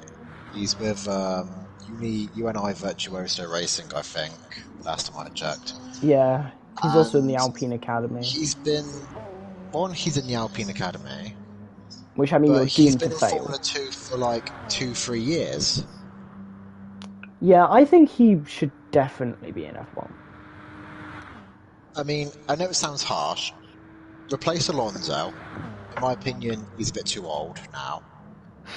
As, Dutchy's gone very wide, and he's off at the top of the Mulsanne straight. I can't He's just outbroke himself. Well, pressure got to him. Not even the pressure, really, to be honest. Just I think that's the first proper mistake the BCMR team have made. Oh, look at you. Well, no, because you can argue you made a mistake because you got a 15-second time penalty. Hang on. Okay, point well proven, and I did make a couple of mistakes here and there. So, But in the past 6 hours, 6-7 hours, however long the distance is, that's been the first kind of proper mistake. See, even people in the chat are like, Dutchy, oh my. Yeah, well, they also haven't been, commentating for the last 8.25 hours, so, yeah, they can't talk. And I know the BCMR team probably got the stream on. Tell Dutchy to keep it on the black stuff. It's called tarmac. It doesn't send you off. Tarmac gives you grip for a reason, not a gravel trap. If you want to drive in a gravel trap, I'll give you a rallycross car and you can have fun there.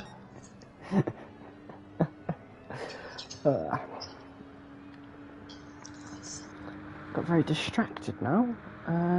Oh yes, I was meant to look at the F2 2021. Because I wanted to look at the standings so I could see who was winning We do have a battle for 6th place currently, which I will just keep going over. You can look at your standings. It's between Wood and Maverick coming into the first chicane of the Mulsanne Straight. I presume Maverick's just got past, considering he's on much fresher tyres and fuel, but I don't think Wood's going to give this up that easily. He is in the slipstream. Pulls to the left-hand side. Has he got past? No, Maverick's still got his nose in. Be careful, boys. There we go. One Maverick breaks late. Wood's gone very deep into the chicane.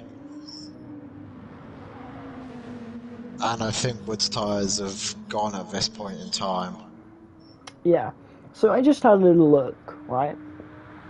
Very good talent in F2. Oscar Piastri definitely deserves a seat. Guan Yu Zhou deserves a seat. Robert Schwartzman deserves a seat. I would argue Dan Ticktum deserves a seat. Yuri Vips. I don't know who are you? Palou. No, that's not Palou. That's blooming IndyCar Alex Palou or something, I don't know. Felipe Dragovic, maybe? Liam Lawson, again, maybe? Well, Liam Lawson, this is his first season in F2, I think, after a good performance in Formula 3. So, yeah, you can say he's deserved a seat. Boys, be careful, please.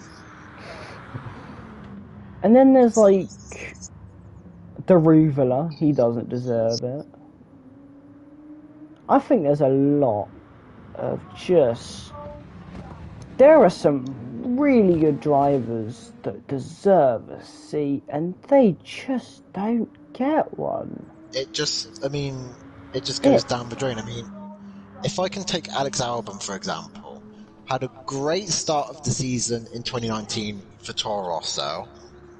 But, good on the brakes, good, racecraft. I mean, that performance in China where he came from, like, the back to score points.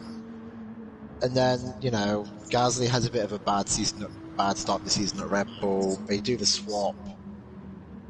And Albon can keep that performance. And then you look at 2020 season, it's an exact repeat of Gasly's 2019 season. Yeah. And I'm disappointed that Albon didn't get a seat, because he does have potential, but now he's driving a Ferrari in some DTM.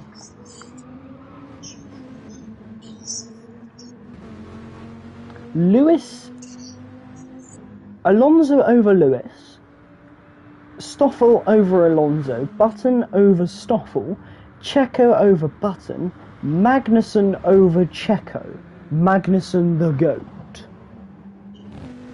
How do you ban him? How do you ban him? Magnussen does have a bit of a beard on him, so I think we can get that point across. As our Dutchie's coming to lap for 2 Vipers and does it with significant ease.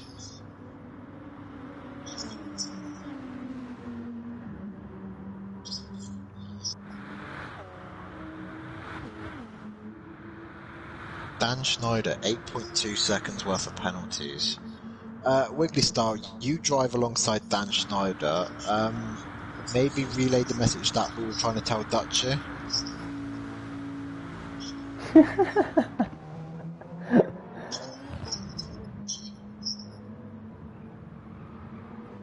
Or just maybe call him in for a pit stop.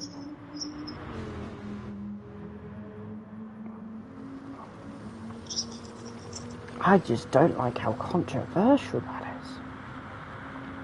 Well, I think it's Evan, Bro F1. He said, "I'm doing a super job commentating, by the way. You've been going for the full race."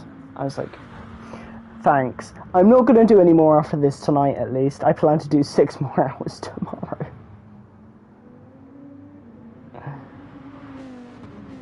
So, yeah.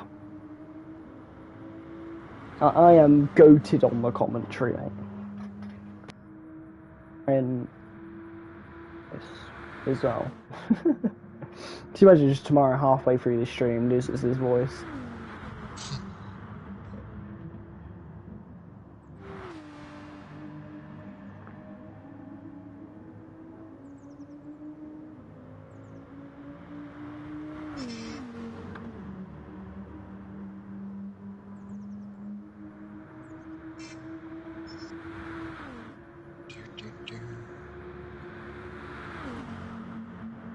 probably not going to get any sleep tonight, which will be wonderful for my stint.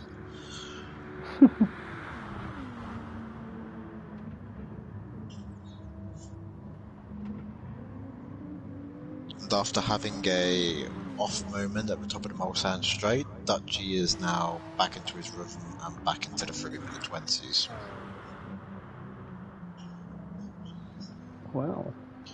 But from, I mean, we've obviously been missing it, but from lap 24 to lap 28, or 29, sorry, they've all been in the 3-minute 19s. 3:19.5, 19.3, 19.2, 19.3, 19.4, and a 19.5. Yeah. I've just had a very big brain idea. Ooh, 2000 IQ play coming through. Let's hear it. Right. I'm gonna move my TV, and then I can lie on my bed and commentate at the same time. Ooh. That's a really good idea. That's like a Jeremy Clarkson big brain idea. Sometimes my genius, it creates gravity. Sometimes my genius, it almost frightens me. It's almost frightening.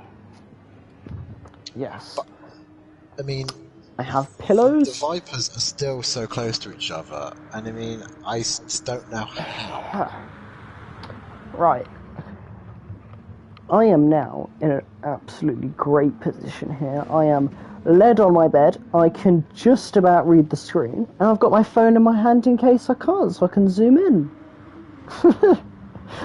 Goes on camera app, zooms into screen, realizes he actually can't see it very well. Aha. The reason Wiggly Style put all those names up is the McLaren Hall of Fame.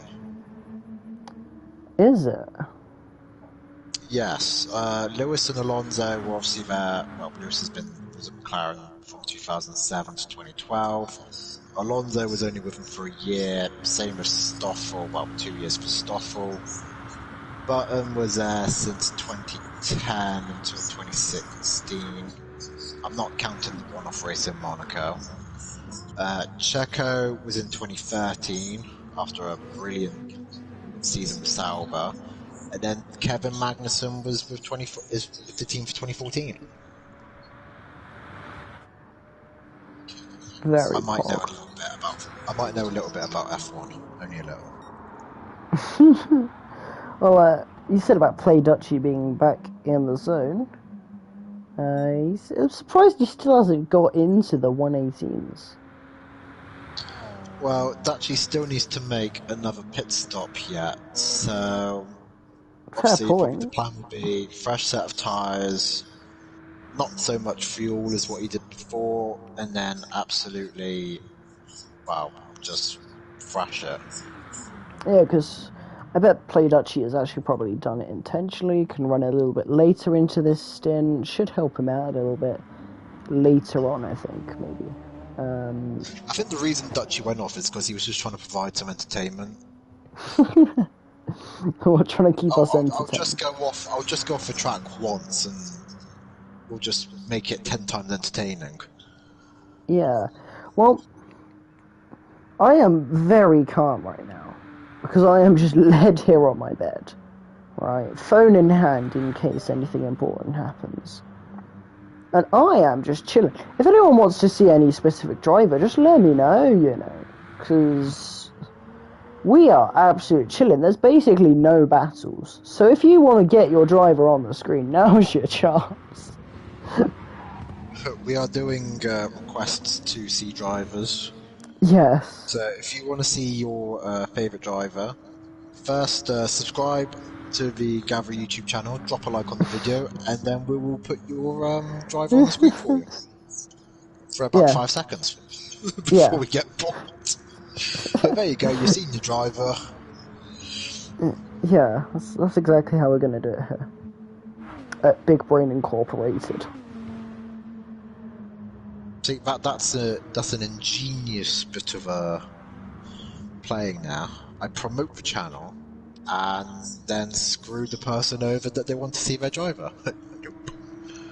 Yep, you can't see them. Welcome to Marketing 101.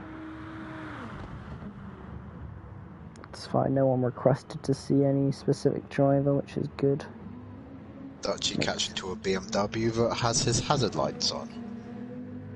Really? The only person I know that has their hazard lights on constantly is Natty. Really? I'm not even joking. Like, I was behind him a couple of times last season, and he has his hazard lights on. And the amount of times we tell him, Natty, turn your hazard lights off. No. I mean, why? I don't even understand that. Like, why are there hazard lights on the car? I mean, he's not, like, paused or anything, because otherwise the car would have ghosted. Interesting. So you just turned your hazard lights on. Why not?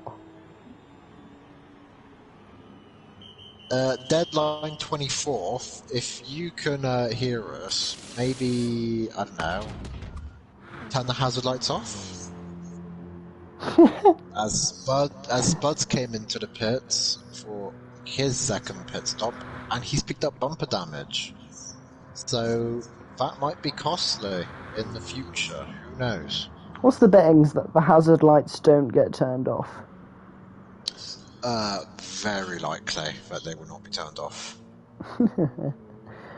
Spuds came out in 4th, and, well, the gap between him and Woody is now the closest thing on track at the moment. Disregarding Group 3. I mean, it's Group 3. And the skill gap there is even implemented bigger, I think.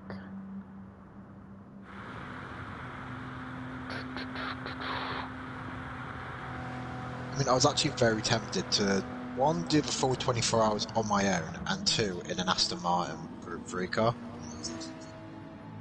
Ooh. But then, something called common sense came over me and said, you'll never be able to do that. You'll just give up halfway through and be like, ugh. Is it bad that I almost want you to have done that? It's not bad, but then I can definitely hear it now. Bonnie's gone off again. Why would you do the 24 hours on your own? But this is why you have a team with you. This is why everybody else decided to have a teammate.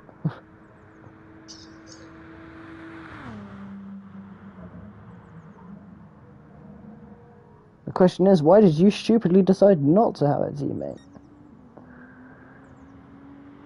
I just didn't want one.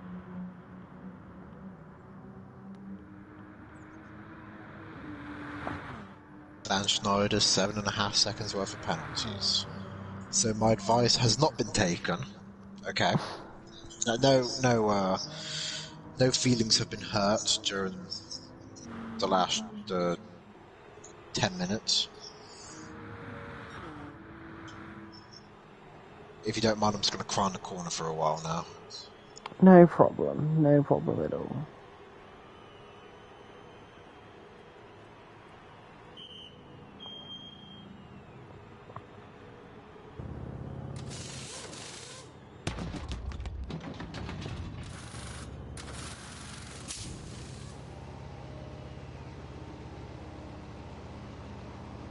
As now Wood is coming into the pits for his pit stop. Indeed, refueling as well.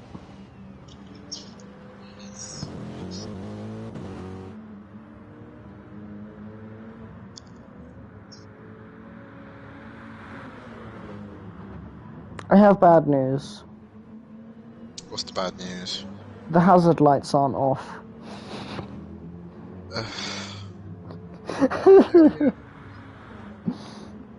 mean, we might want to stop talking about hazard lights in a minute because Natty might put his on. But we already deduced that Natty can't hear us because they wouldn't weave down the straight. But we do know that Wood is watching the stream. So Wood, turn your hazard lights on and don't turn them back off. we'll let you get onto a straight before that happens, because we're nice people. It's not really... Oh, the hazard lights are on. The hazard lights are on. See, this is the advantage. We're just providing the entertainment. Cancel the TV subscription. The entertainment's right here. If anyone understands that reference, I am proud of you. Andy gives us the weave. Oh, that's cheeky. Oh, we're gonna have to blur this out in the edits. Blur it out, come on. Absolutely outrageous scenes here. They're just doing it for the screen time, aren't they?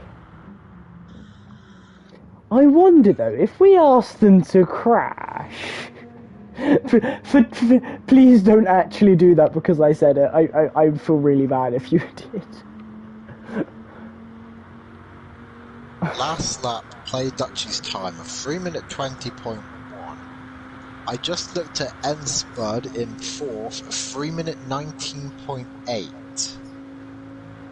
So, for once, one, someone's faster than Dutchie, and two, maybe they're not out of this race as some people might think they are.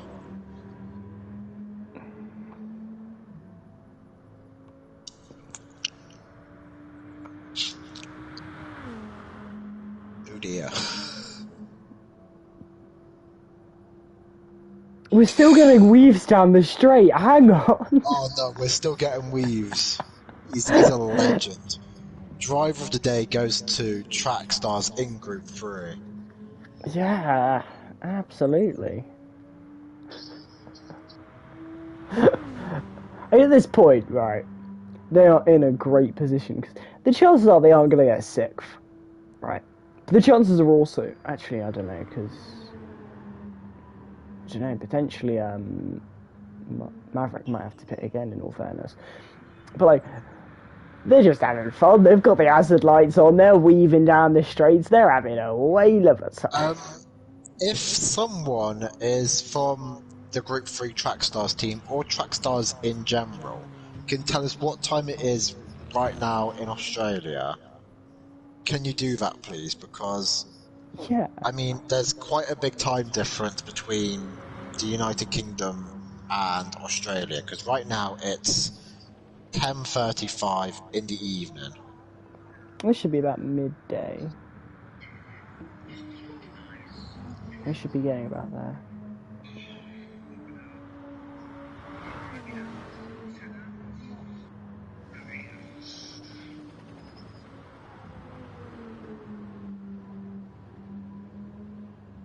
As Dan Schneider comes in for his pit stop. I should come off. Woody is napping Maverick. I should come off this wood at this point because they're just weaving, and I think it might lose them time to the car in front. Okay, and I don't want. You can drive flat out now. You have fresh tyres. We give you permission to send it. Yes. Just make sure you keep your hazard lights on in case you cause a hazard. And if you do get involved in an accident, at least you got your hazards on. Exactly. And you won't get Safety a penalty first. if you've got your hazards on. So that's exactly Safety how it first, works. everyone. Safety first. Safety first. 7:35 a.m. is the time. Speedy tyres.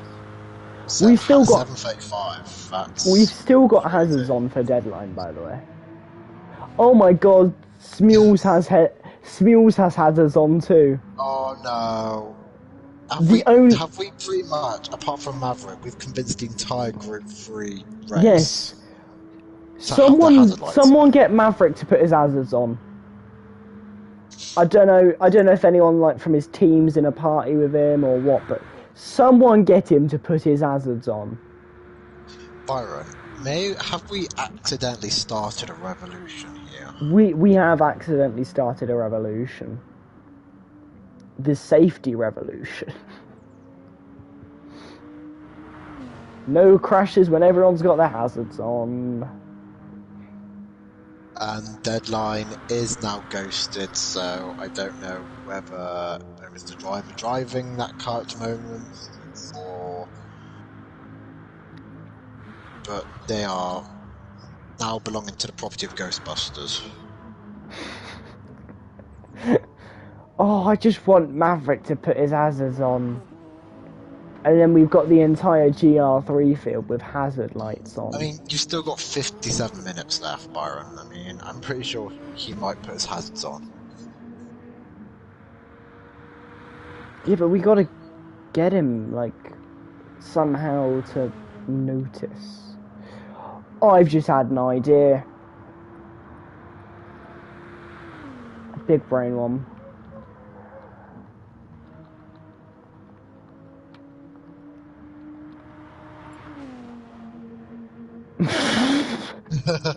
Hazard time. Someone's beating you to it.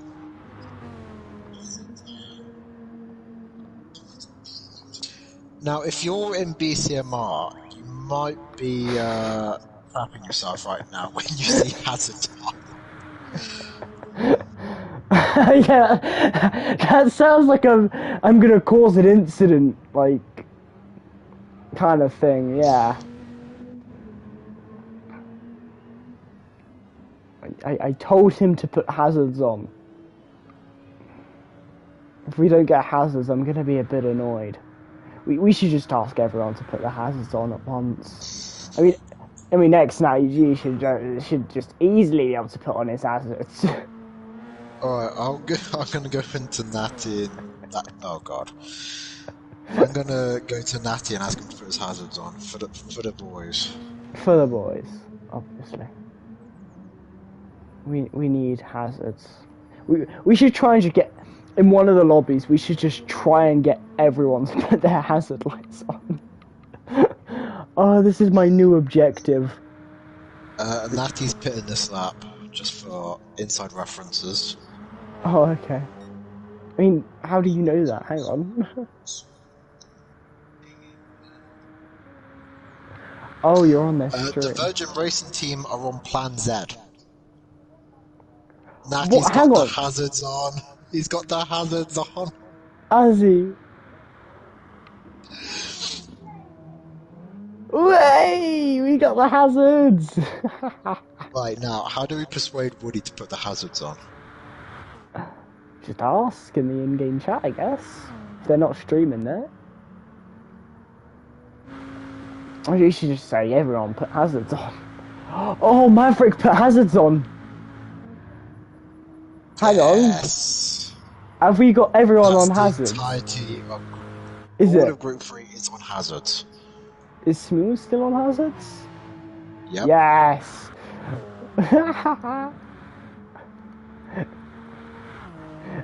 Right, now we just got to get everyone to do it. And then we've got it. Okay, so hang on. If this Wood in the Australian Group 3 Viper can hear us, why the hell can't Spud not hear us? That's a good question.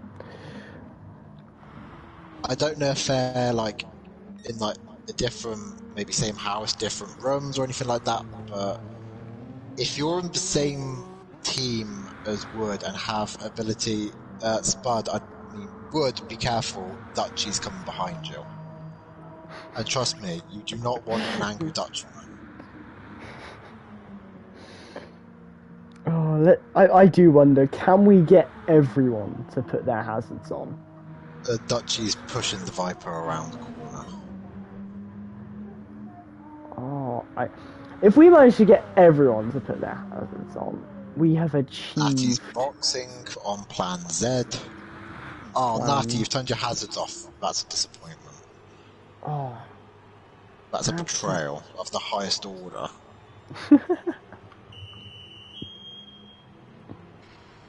Betrayal of the highest order.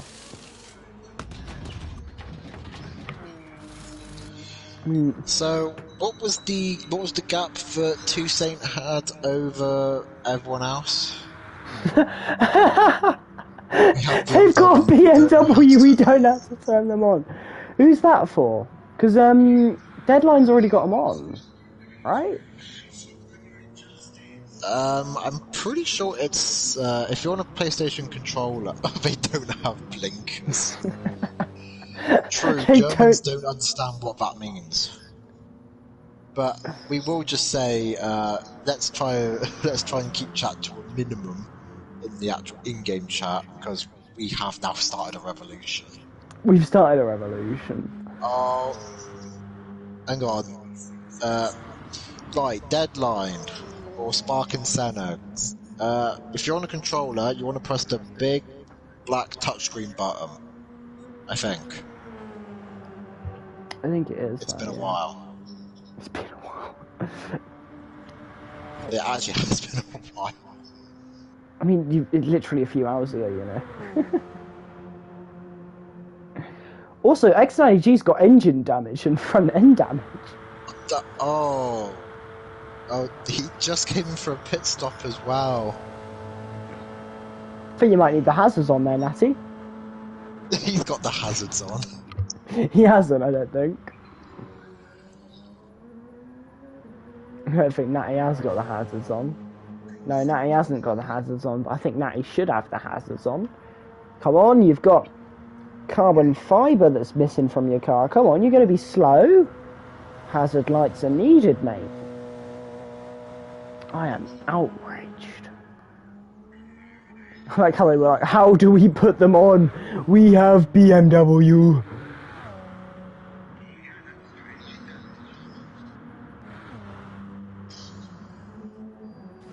I mean, we did get all of the Group 3 cars to do it at one point, so... We made... Oh, we got the... Dan Schneider's done it. It's very hard to see, Dan because... Schneider, man, the myth, the legend. It's very hard to see, though, And which is... Woody easily gets past Natty. I think Woody might have them on, too. I think... Has X90G turned them back on? His hazards? Natty has his hazards on.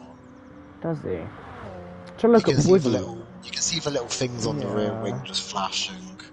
I think Woody might have his on. On the Porsche, they're more visible than on the Audi. Yeah, I think they are on the Audi too. So we just ain't got N-Spud, and... I don't think we... Is N-Spud guys on? I can't tell.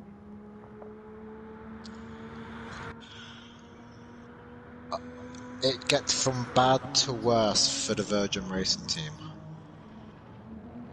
So, now he's picked up damage early on in the lap, yes? Yeah. So he's driving on a damaged engine, which is going to lose him time. And then he's got to make a 40-second pit stop. Yeah, he will be lapped by Dutchy. Oh dear. I don't have to be a genius to tell you that that's bad. And trust me, I am not a genius.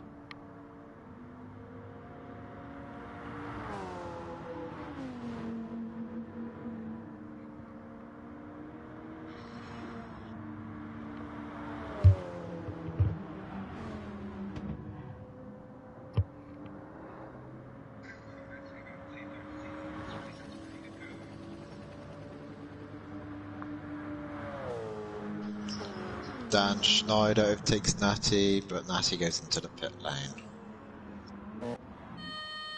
To be honest, Tim Grun, who hasn't drove yet, he's got a lot of work to do. But the question is Assemgren good? Yes, he's up there with Dutchy on pace. Maybe it's good to save him till last, then. And Dutchy's gone a bit wide at the final corner, and just a little scare, heart and mouth moment.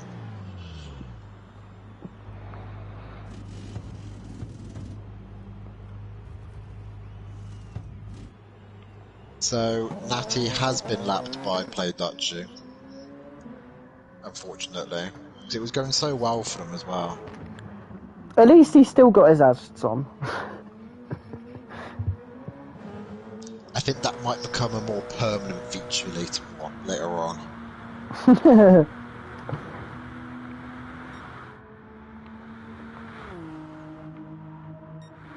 Is there any real on-track battles going on right now, or is it very stagnant? It's very stagnant at the moment. I mean, Because you've I got can't really see my screen all Smooth too in well. last, who's 5 minutes behind Deadline. Deadline's 7 minutes behind this wood, and this wood's about a minute behind Maverick. So it's fine, because we like Diswood, because he weaves down the straights and turns on his hazards this when wood's we are. Donny. He's a legend. Is it bad though that I want to know, like, how far does that extend? Like, if we said crash, would he crash, or? Like, I don't want to find out because I'd feel bad if he did, but in part I'm like, would he not? Just do it on the last lap, I guess. We got a little weave from Yeah, I know. Wood. I noticed. A sign of appreciation. This Wood, we love you. Yeah, I think it's whenever, I think he can tell when we've put him on stream, because he's clearly got it loaded, so we'll see when we've put him on stream. So then it'll just weave.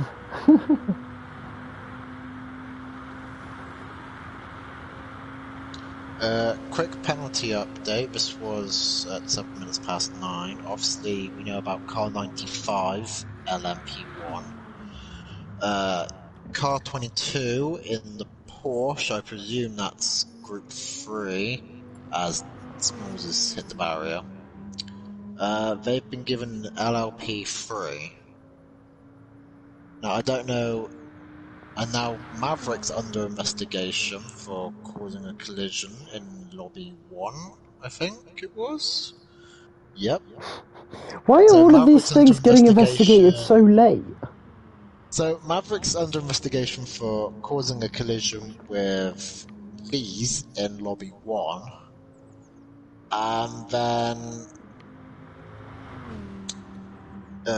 Schmalls, I presume, or whoever was in the car last, has received an LLP3 penalty.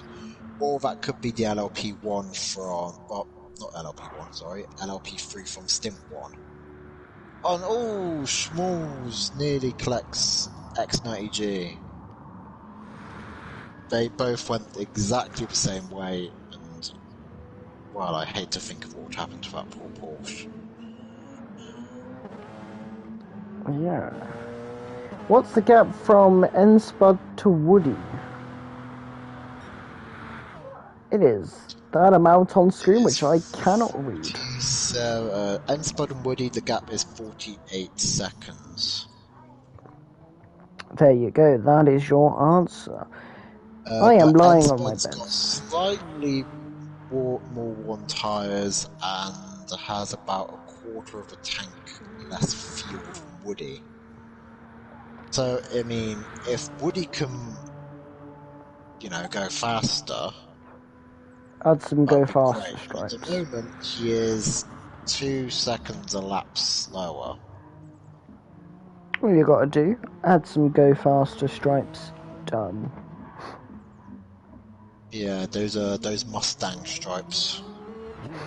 Come on, Yalda.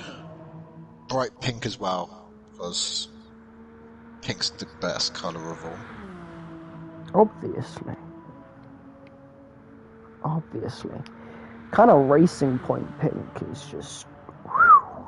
Actually, I think the pink that I drove with last season was pretty... I don't know, the pink on my livery was banging. I guess you could say I'm biased, because, yes, I have that pink on my livery, but, it is a banging pink. It is a banging pink for a livery.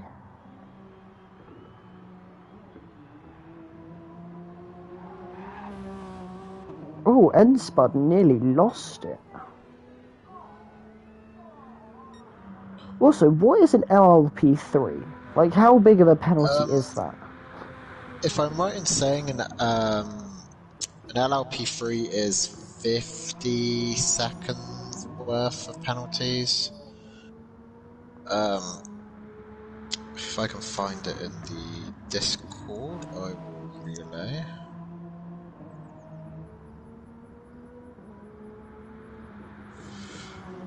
Bear with me a minute, this might take a while.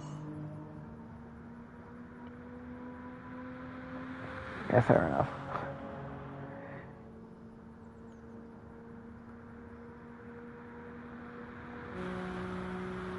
I mean, we could just get Toussaint in the part in the that's actually a really good idea. Yeah, that's a good idea. I have summoned you, Toussaint, to come here. You should do like the here ritual. 5, 4, 3, 2, 1, and I'm miles away.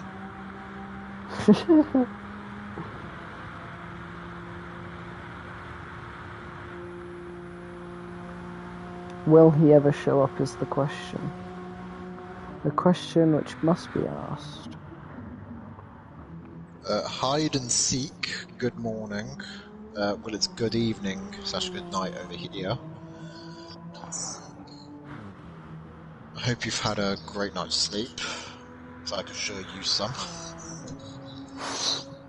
As Dutchy comes into the pit finally, for what seems to be his final stop. Yeah, definitely going to need a bit of a refuel there. But you're only going to need a little bit, because... Now expect a 3-minute 18 lap time, Byron. Yeah, okay. I expected a 3-minute 18 lap time now. What time is it for you fellas? Hide and seek, it is near enough 11 o'clock at night in the United Kingdom.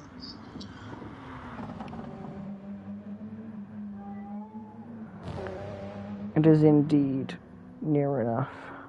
But can you call the United Kingdom after Brexit? Do you just have to call it Britain? No, because we're still united with the other states in the country. Or is it like Queen's Law that you have to call it the United Kingdom? Right. I know, like... Because we're still united with, like, Northern Ireland, Wales, and... Scotland. So it's still the United Kingdom, because the United Kingdom represents the combination of those countries. There's a reason I failed geography. It's like the combination of the states, right? That represents... It's basically like the USA, right? Yeah. The USA... 52 states in it. The USA is the combination of all of those states. With the United Kingdom, it's a combination of... 4. Us.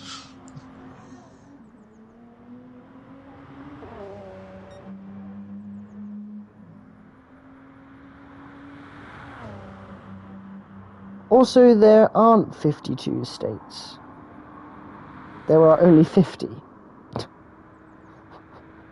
So, more proof that you failed geography. Look, in geography, there were so little things to do. For example, if I didn't get a good night's sleep the night before, I fell asleep in geography.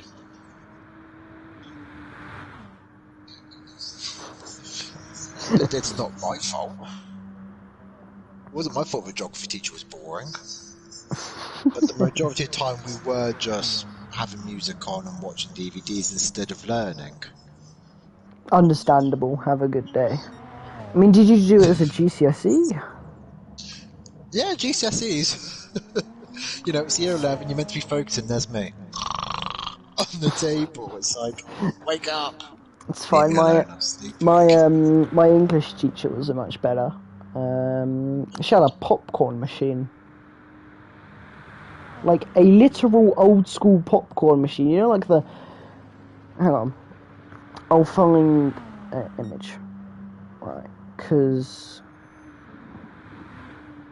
Why she had this kind of popcorn machine just in the school's classroom, and why they didn't think, maybe that's a bad idea. Like, I have no idea. Because she nearly caused a fire alarm. Because she forgot to put the thing over the smoke alarm. Like, that was the kind of teacher we had. Although we did watch a lot of films. And, well, eat a lot of popcorn. For very good reason. You know, like... Okay, Byron, it's happening. Dutchie's fastest in Sector 1. It's happening! Oh my god, it's happening. Oh my god, I'm pretty sure I found the exact... How do you have 10.5 seconds worth of penalties? Explain. I found the exact one she bought. Any idea how much she spent on it? It's literally the exact one. Guess how much she spent on the popcorn machine? I have no idea. About 60 quid? £489.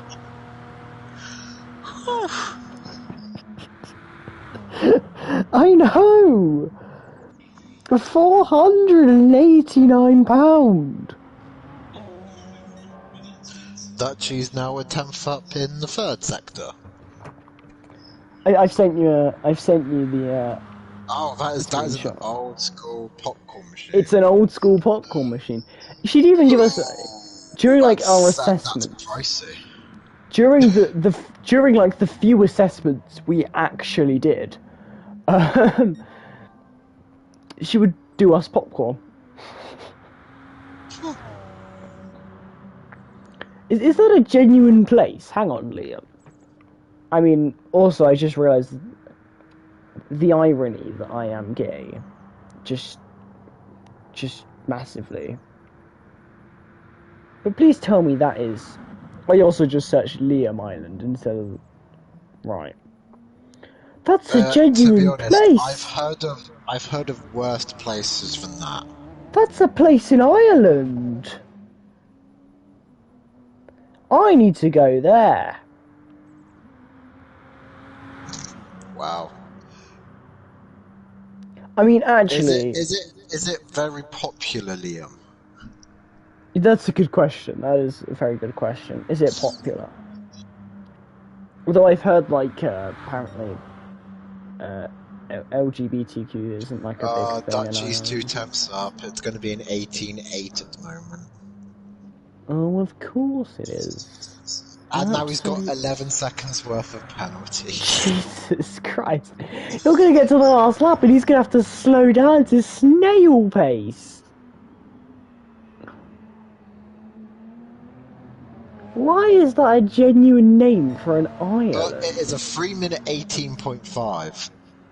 Wow. Dutchie, slow down.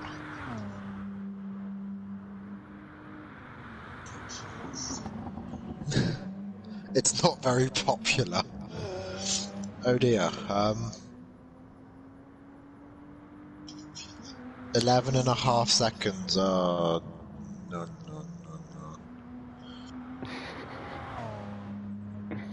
There's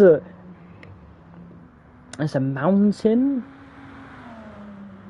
Like, there's an alley, there's a bridge. There's an alley, bridge, mountain, island, hill, Clark's, Beck. There's a place called Cock and Bottle. In London! Hang on, where's this in London? Let me see. Was I near there?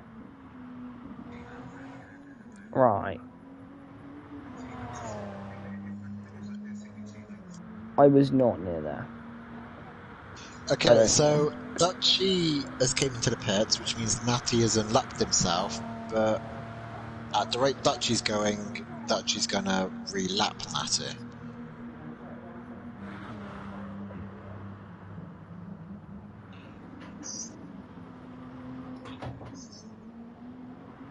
Dutchie's just picked up another second of penalties.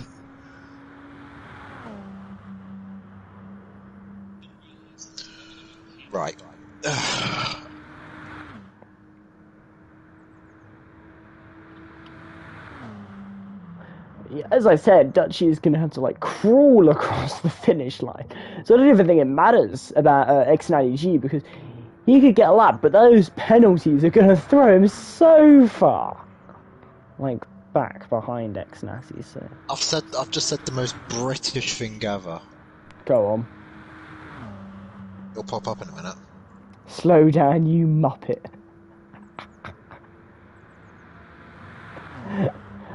Oh, yes, that is... But he's got more penalties than me and Toussaint did combined.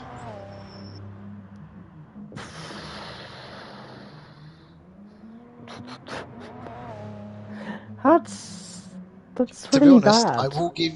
the live reaction from the BCMR crew was laughter.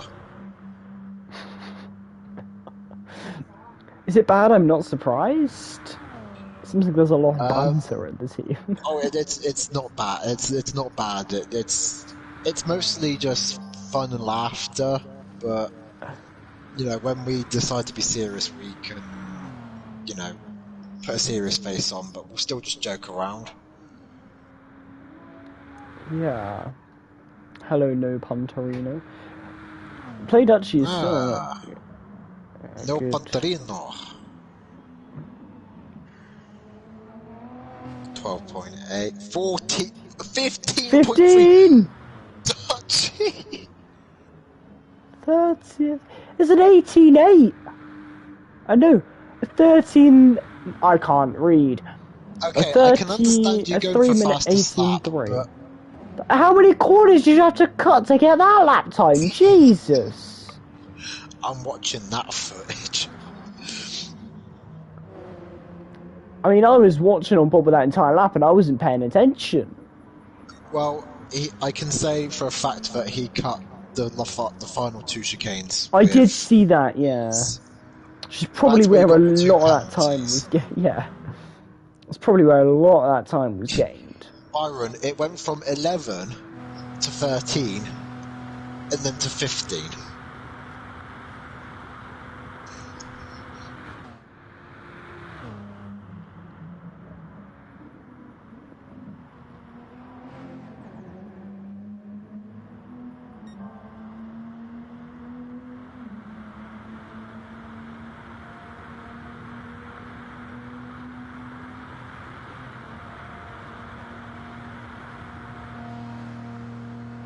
This wood, you're a bit off the track there, mate.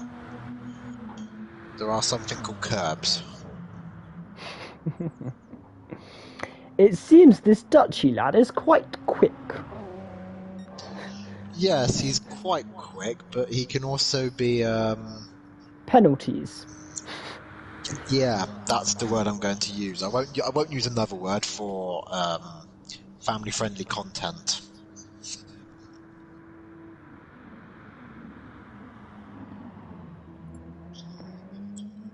So Dutchy's going to lap Small again, who is, and I repeat, 33 minutes behind.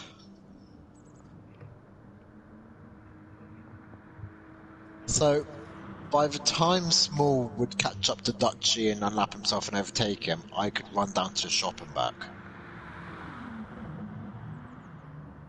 Yeah. I mean, in the time it's going to take slow Dutchy to slow down 15.3 seconds, you could probably run to the shop and back. This would, if you can hear this, that is congratulations, because, I mean, 9 hours on your own is an achievement that not even I could do. So, you've gained my respect from one side of the BCMR. Hang on. Go ahead. I am outraged at you, mate. You've got me. Oh, Dutchy. No. Byron. Yeah? Dutchy might do a 317. You've got to be joking. He might. Oh no, he's not doing it. He's definitely not done it. He butchered the final chicane, but he can definitely get to a 17. Right. I am a bit outraged here, because Okay. I have been commentating for 9 hours, and you give Diswood live on-stream praise for driving for 9 hours. Hold up, how about the fact I've been talking for the last 9 hours? I mean, like, and I've still got half an hour to go. Exactly. I've still got 27 minutes to give you a praise. Oh, fair enough. Understandable. Have a good... I mean, you've still got 27 minutes to give him more praise. Hang on. I'm just gonna clap for Wood for 27 minutes straight. Understandable. Have a good day. And I took... Oh, Maverick's got his hazards on. Schmoll's still got his hazards on. And that's it. Really? You can definitely tell about fatigue setting in. I mean, Maverick's on a 347. Diswood's got his hazards back on now. Diswood's put his hazards back on. And yeah, you can definitely tell that the fatigue is set in for Group 3. Well, so now he's not even got his he's not even got his hazards on. Natty's a muppet. Natty's a muppet. You heard it here first. Confirmed.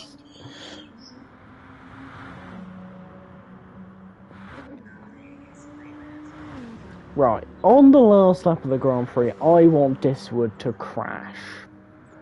For personal entertainment, really. Oh, she's got another 3 seconds of penalties. Really? 18.2? The thing is, Dutchy's now got a challenge. If he wants to have bragging rights over lapping Natty forever, he has to... Well, Natty's 3 minutes and 6 minutes behind him, so... 3:21 for Natty, 3:18 for Dutchy, so... It'll be about 4 laps before Dutchy catches him. Yeah, but then he's also got ridiculous... Yeah. Penalty. So can he get past Natty? Which in the process... Right, but the thing is, in the process of catching him, Play Dutchy will probably get another 3 seconds of time penalties. So... Oh, are we only going with 3, Byron? Only 3. Increase that number a bit more? Yeah, I think maybe 6 is a bit more reasonable, in all fairness.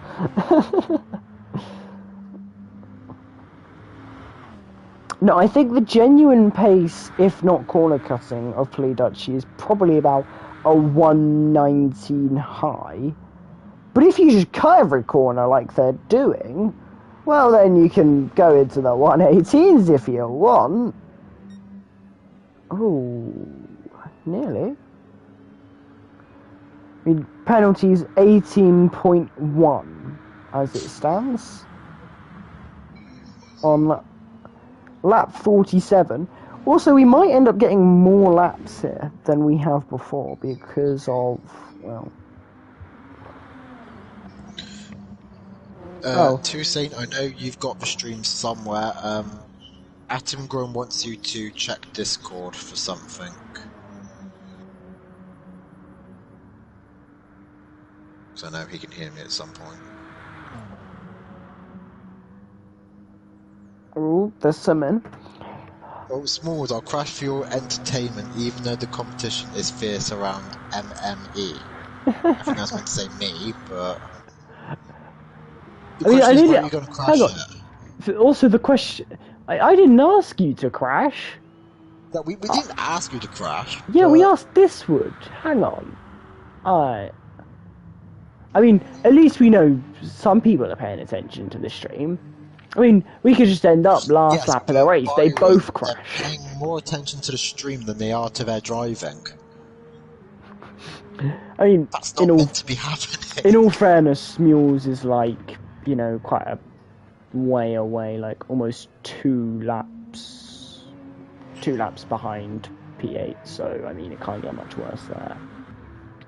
And in all fairness, there's a 2-lap gap between P8 and P7. So at least we're getting the 2 drivers to crash who, you know, have the least chance of actually winning. That's a bit rude, actually. I mean, they've been lapped twice by the person behind them, or in front. So. Natty is now 3 minutes 9 seconds behind Dutchy, so that gap is coming down. And Natty's only 2 corners ahead of Dutchy. As Dutchy's done another 3:18.4.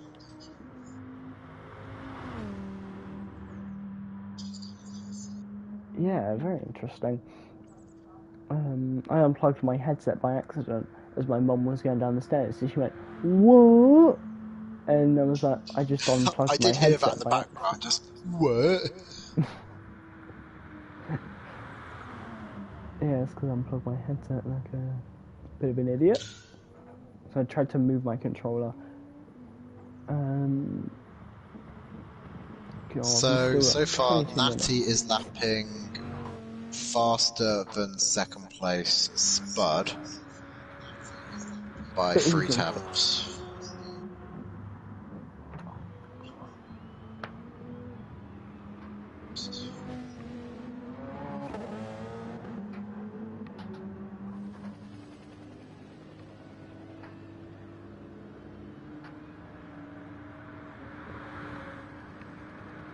And Dutchy's just gone fastest again.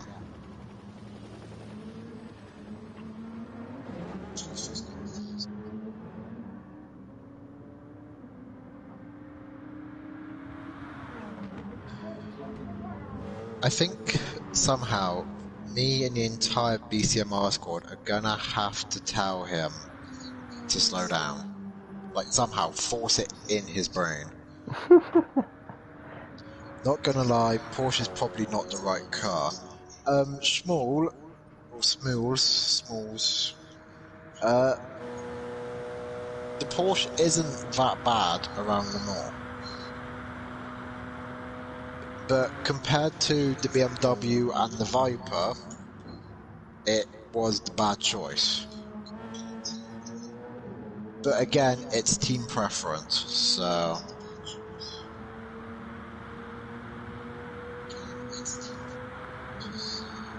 Like, true fact, I actually wanted to go with the Toyota. But, again, we all chose the Audi, so...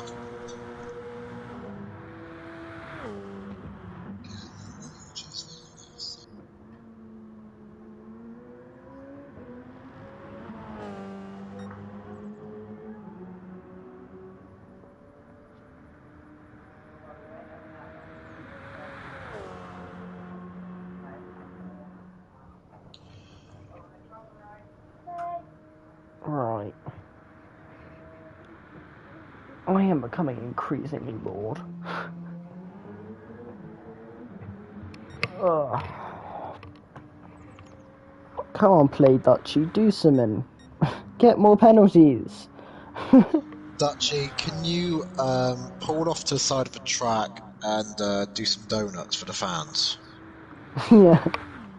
We have the best fans. Yeah, I was gonna say the same. We have the best fans. Force it upon him. Grab Dutchy his is steering leading by wheel. 1:40. His concern right now, how many penalties does Natty have? Yeah.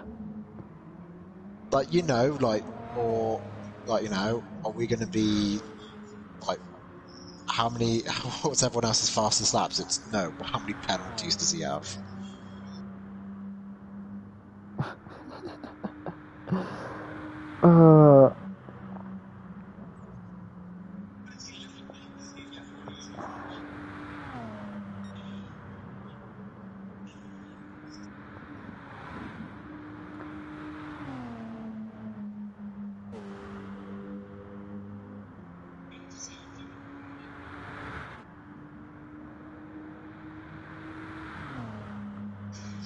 In a belt, right?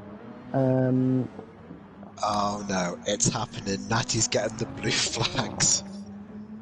Is Natty getting the blue flag? This is not gonna end well. He'll get it back on penalties, though. Oh no. Poor Natty. Natty, time to put the hazards on.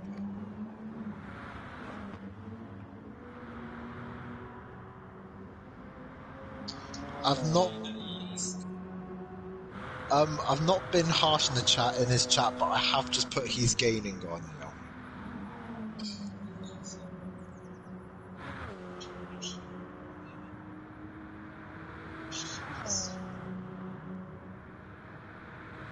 I mean, he has cut about 20 odd corners in all fairness. So I think it was inevitable that Dutch was going to catch Natty, but it was just going to be at some point.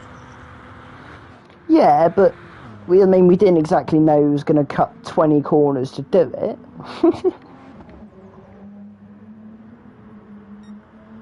Like, it came to the point where they are on the same straight and in the same camera shot. Indeed it has, which is definitely not what you want if you're not wanting to lose.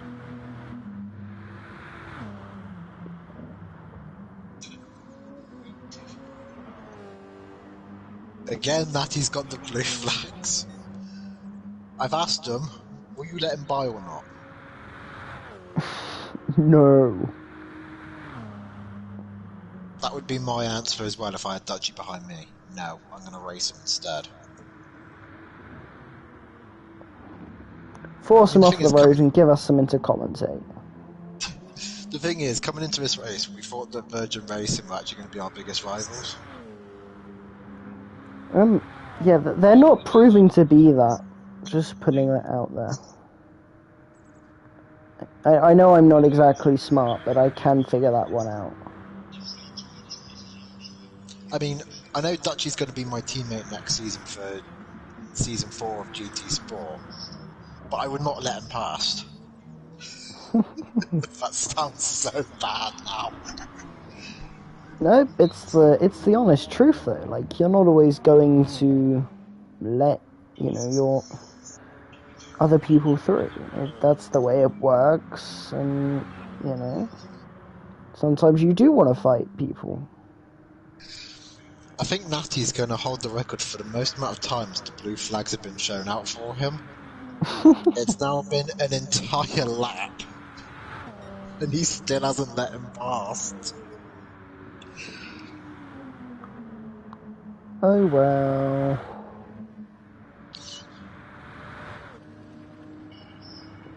Give way to faster cars. Give way to faster cars. Fernando is faster than you. Can you confirm you understood that message? Play Dutchy is faster than you. Can you confirm you understood the message? Yeah.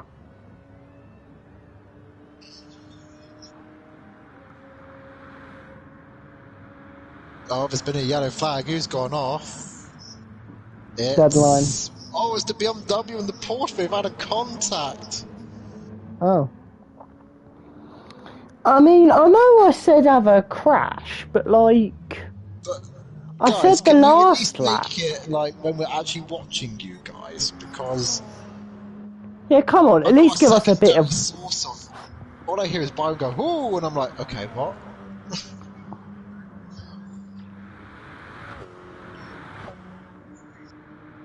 This is the fastest I've seen Natty drive all season, to be honest. Natty, I'm sorry, I love you, don't kill me. Dutchy is flashing his lights at Natty. Really? I'm just going to watch this, to be honest. I'm watching this. This is too hilarious to watch. As a part of the squad, the lights are going.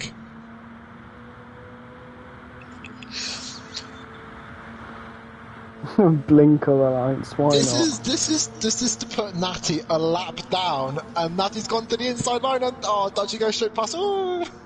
They're weaving, hang on, that's not allowed. Okay, now he's got to clear 17 seconds worth of penalties. Yeah, that's a fair point.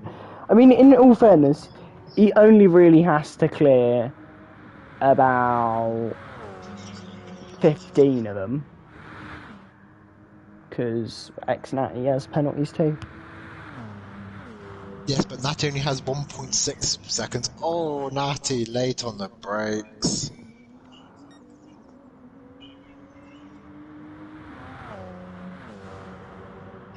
I want this ding-dong battle to continue, I'm not gonna lie. I mean, I don't want Natty to fight because, you know, it is my team, but at the end of the day, it would make it so much more of a comedic value if he did. Just send it up the inside now. I mean, For Dutchy's lols. kind of, you know, leading by over a minute, so I don't think it's gonna have massive Natty, impact. kill him! Kill him! Finish him!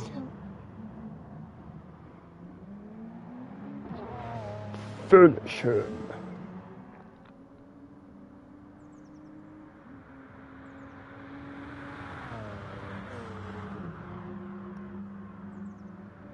I feel like that would be really entertaining.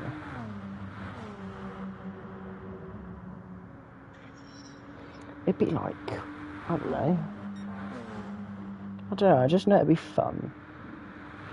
Drivers taking each other out. It's very fun.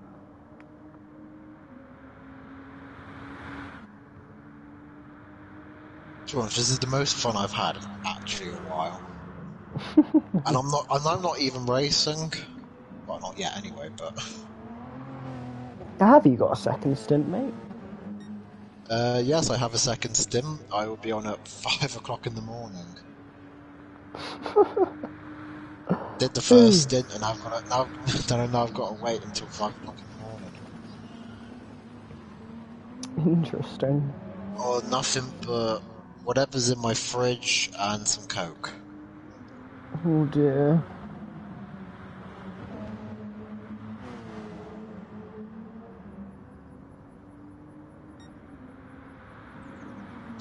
You are definitely going to be struggling come the end of it, that's for sure.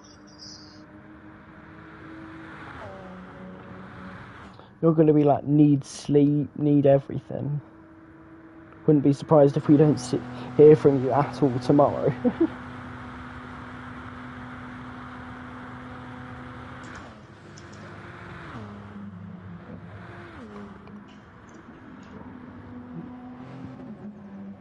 I think Dutchy's just trying to push flat out to try and build the gap. I think Dutchy's trying to catch up to Woody.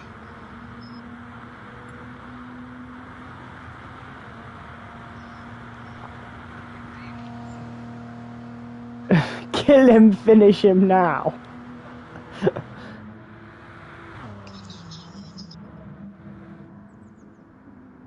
Oh, Dutchy definitely cut a bit of a corner there. I think Dutchy's, yeah, oh. He's added a second. Oh, Maverick's picked up some front bumper and front right suspension damage from somewhere. I presume he's only had a Spinardo with the barrier. We've got our favourite driver, Diswood. He was off in the gravel. Oh, that fatigue really setting in now. I mean, from lap 39, probably. He's been in the 50s. I mean, you're a whole minute behind Maverick. You could just box and put on some fresh softs. You know, try and push, see if you've got some... Oh, that's sideways. Oh, I mean, that's sideways. And now he's he's just drifting now for the fun of it. Basically, yes, we've turned it into a drag race.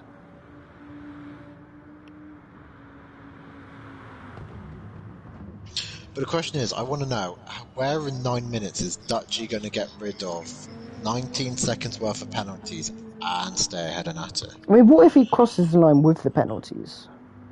I don't know. I presume they might just add 18 seconds, not 19 seconds onto his lap time. I mean, not like it's going to change much, but it's just going to decide. It would unlap X90. Yeah. But if I'm right in saying, if Dutchy crosses the line and Natty doesn't, that means that Natty's team would then be another lap down. Ugh. Endurance racing is so confusing. Yeah. And I do feel as soon as I get out of this commentary box and I go into the BCMR paddock, if you want to call it, I'm going to get a lot of verbal abuse down the microphone. It's going to be, how dare you sabotage our driver? It's like, a bit of bounce in it. Anything for our star driver, as they say in F1 2021.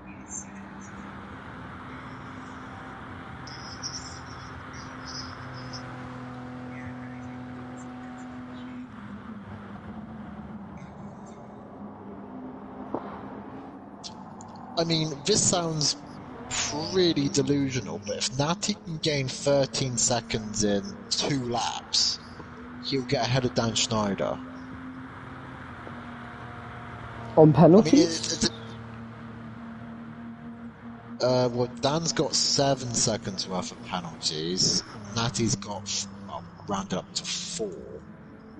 As Deadline comes into the pits for, I presume, is just a fastest lap sort of thing. The description there was beautiful. Fastest lap sort of thing.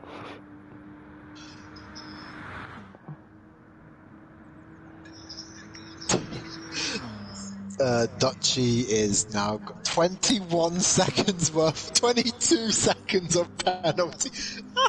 23, 24, 25. He's finally getting rid of him. He's finally getting rid of him. Oh, just see this number keep going up.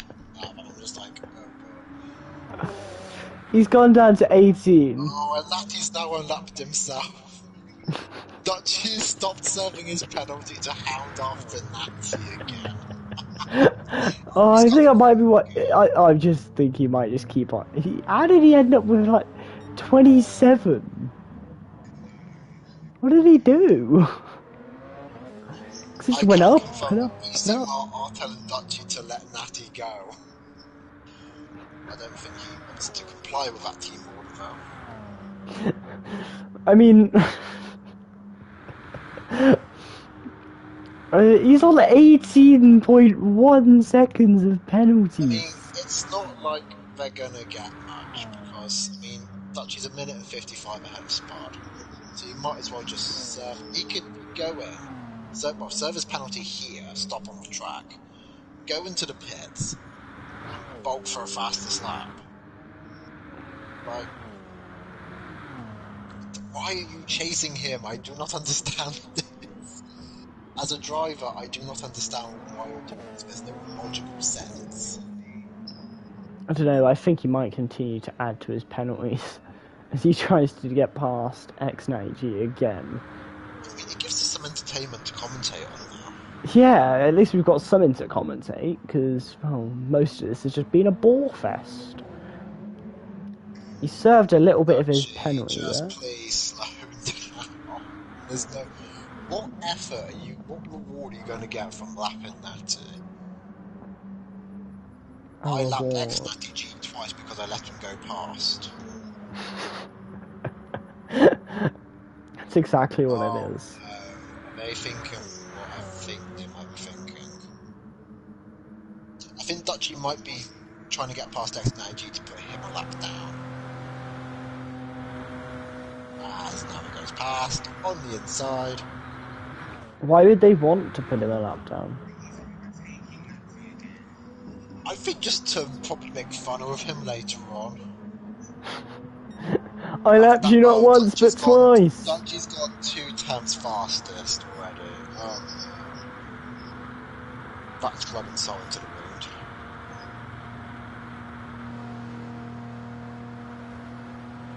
I mean, in all fairness, Dutchy does kind of have, well, 17.9 seconds of penalties to serve, and that number's probably just going to get bigger. So... He's only 7 hundredths up on his time. But he's given Natty quite a nice turn. Yeah.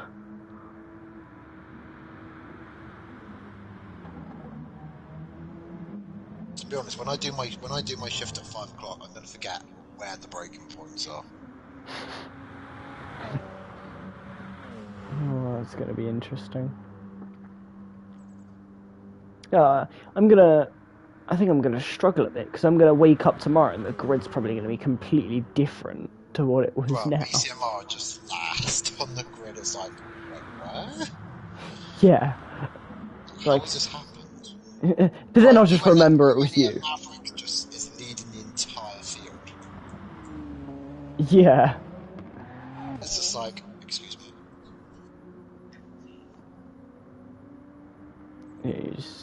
Yeah, that'd be interesting, wouldn't it?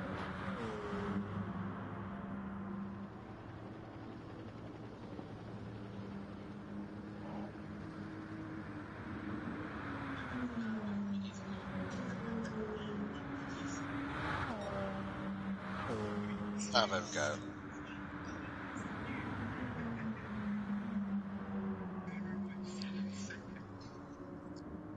I thought like Dan Schneider was bad for picking up penalties at the start, and then you just go on to Dutchy. A man notorious for keeping his nose clean and kind of sticking to track limits has absolutely butchered Le Mans.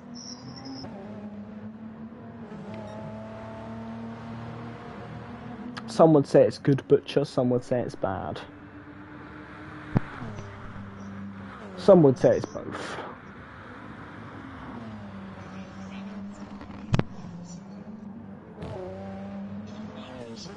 He's got more penalties again. Now we're on 18-3. Dutchy now gets surprised when he picks up a penalty, but does not realise he has 18 seconds worth of... What? Dutchy just went, what? How is that a penalty? It's just like, when you pick up a penalty, but oh, now he's flashing his lights. Oh, it's round 3, boys. Here we go. 17 seconds of penalties. What is he doing? He's gonna try lap Natty 3 times, isn't he? I lap you not once, not twice, but 3 times. Past Natty, that is what will happen. BCMR will go 3 laps up on Natty.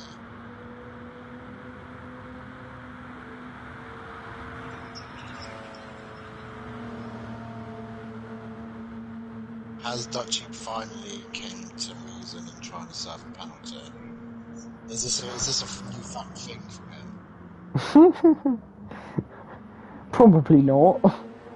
Give it the next corner and he'll be trying to get back past, and he'll have 4 seconds more penalties. 3-hour stint where, I mean, nothing has happened, and we've debated over drivers, car liveries, anything you name it. Ed Spud will be the first one to cross the line. Oh yeah, we need Smules and Diswood to crash now. Yeah, Spud crosses the line first. I believe that he is now a lap behind the BCMR boys. I think, I'm not quite sure, probably too simple clear will match up later. Smules offered to crash. Yeah, Smule, you know you said you offered to crash. Oh, there we go. No. Thank you. Okay, what about... Come on, Diswood. Come on. But you look at Diswood. Is he actually gonna do it? I don't know. No, maybe not. Woody comes into the final chicane now. It's been really good from him, I would admit. He's kept it clean. He's kept Diswood his is clean. doing a bit of weaving. Clean as we're watching him. He crosses the line third, and Maverick gets a bit loose out the back. Fair. Come on, Diswood. You've got the next car behind you's a lap down. Come on, give us a little bit of a crash. Dan Just Schneider like will be Smules. next to cross the line. I mean, Maverick's already crossed it, but Dan Schneider will be next. And Dutchy is still harassing ex-Natty G. Dan serving his penalty, or he's trying to serve his penalty. It's not letting him though.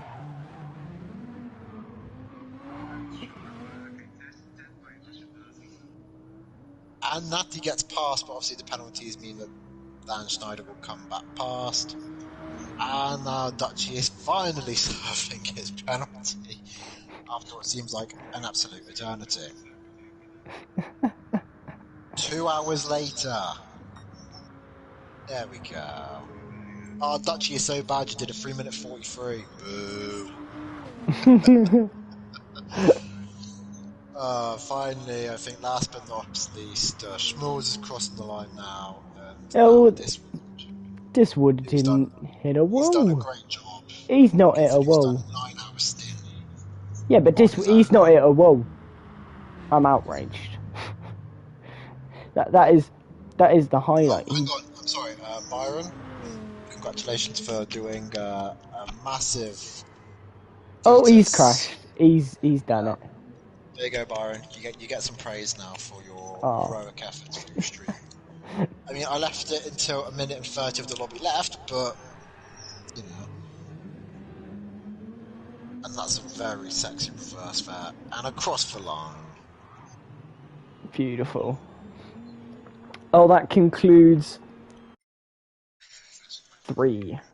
number 3, and the third stint I have commentated today. Pole position lap went to Play Dutchy, and he won the third stint in a row for, I forgot the team name, and I can't be bothered to remember it. BCMR. There we go. Well, after 9.5 hours of commentary, I think it's probably about time to maybe consider calling it quits. However, I want to see. Oh, Two Saints here. Hello, what are you? Hi guys, how are you? You doing alright? Mate, I have just done 9.5 hours commentating this league, and you come in here and casually say, "Hi guys, are you alright?" To be honest, Two Saints. I just wanted to let you know that you've both done a very good job, but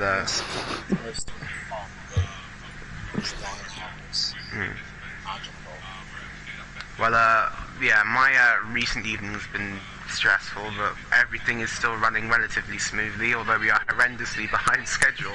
But yeah, the next one is in Tiger's lobby. Byron, I assume you want to just get to bed right now. I'm probably gonna go on Netflix, and then. Yeah, apart from the other pastimes, I'm gonna assume, yeah. Right. Have you got any estimated time where I can expect the lobby tomorrow, early morning? Because I want to do... Currently there's one for 8 AM till 11, and then 11 till 2. I want to do... Dan's doing the 11 till 2, I think, with me, he said earlier. Yeah, I know. I'm probably going to tag along as a third, because I did that earlier. Okay. It worked pretty good. Alright, fair enough. Anyway, but... If you need another, like, commentator to fill in for any time soon... I'm here.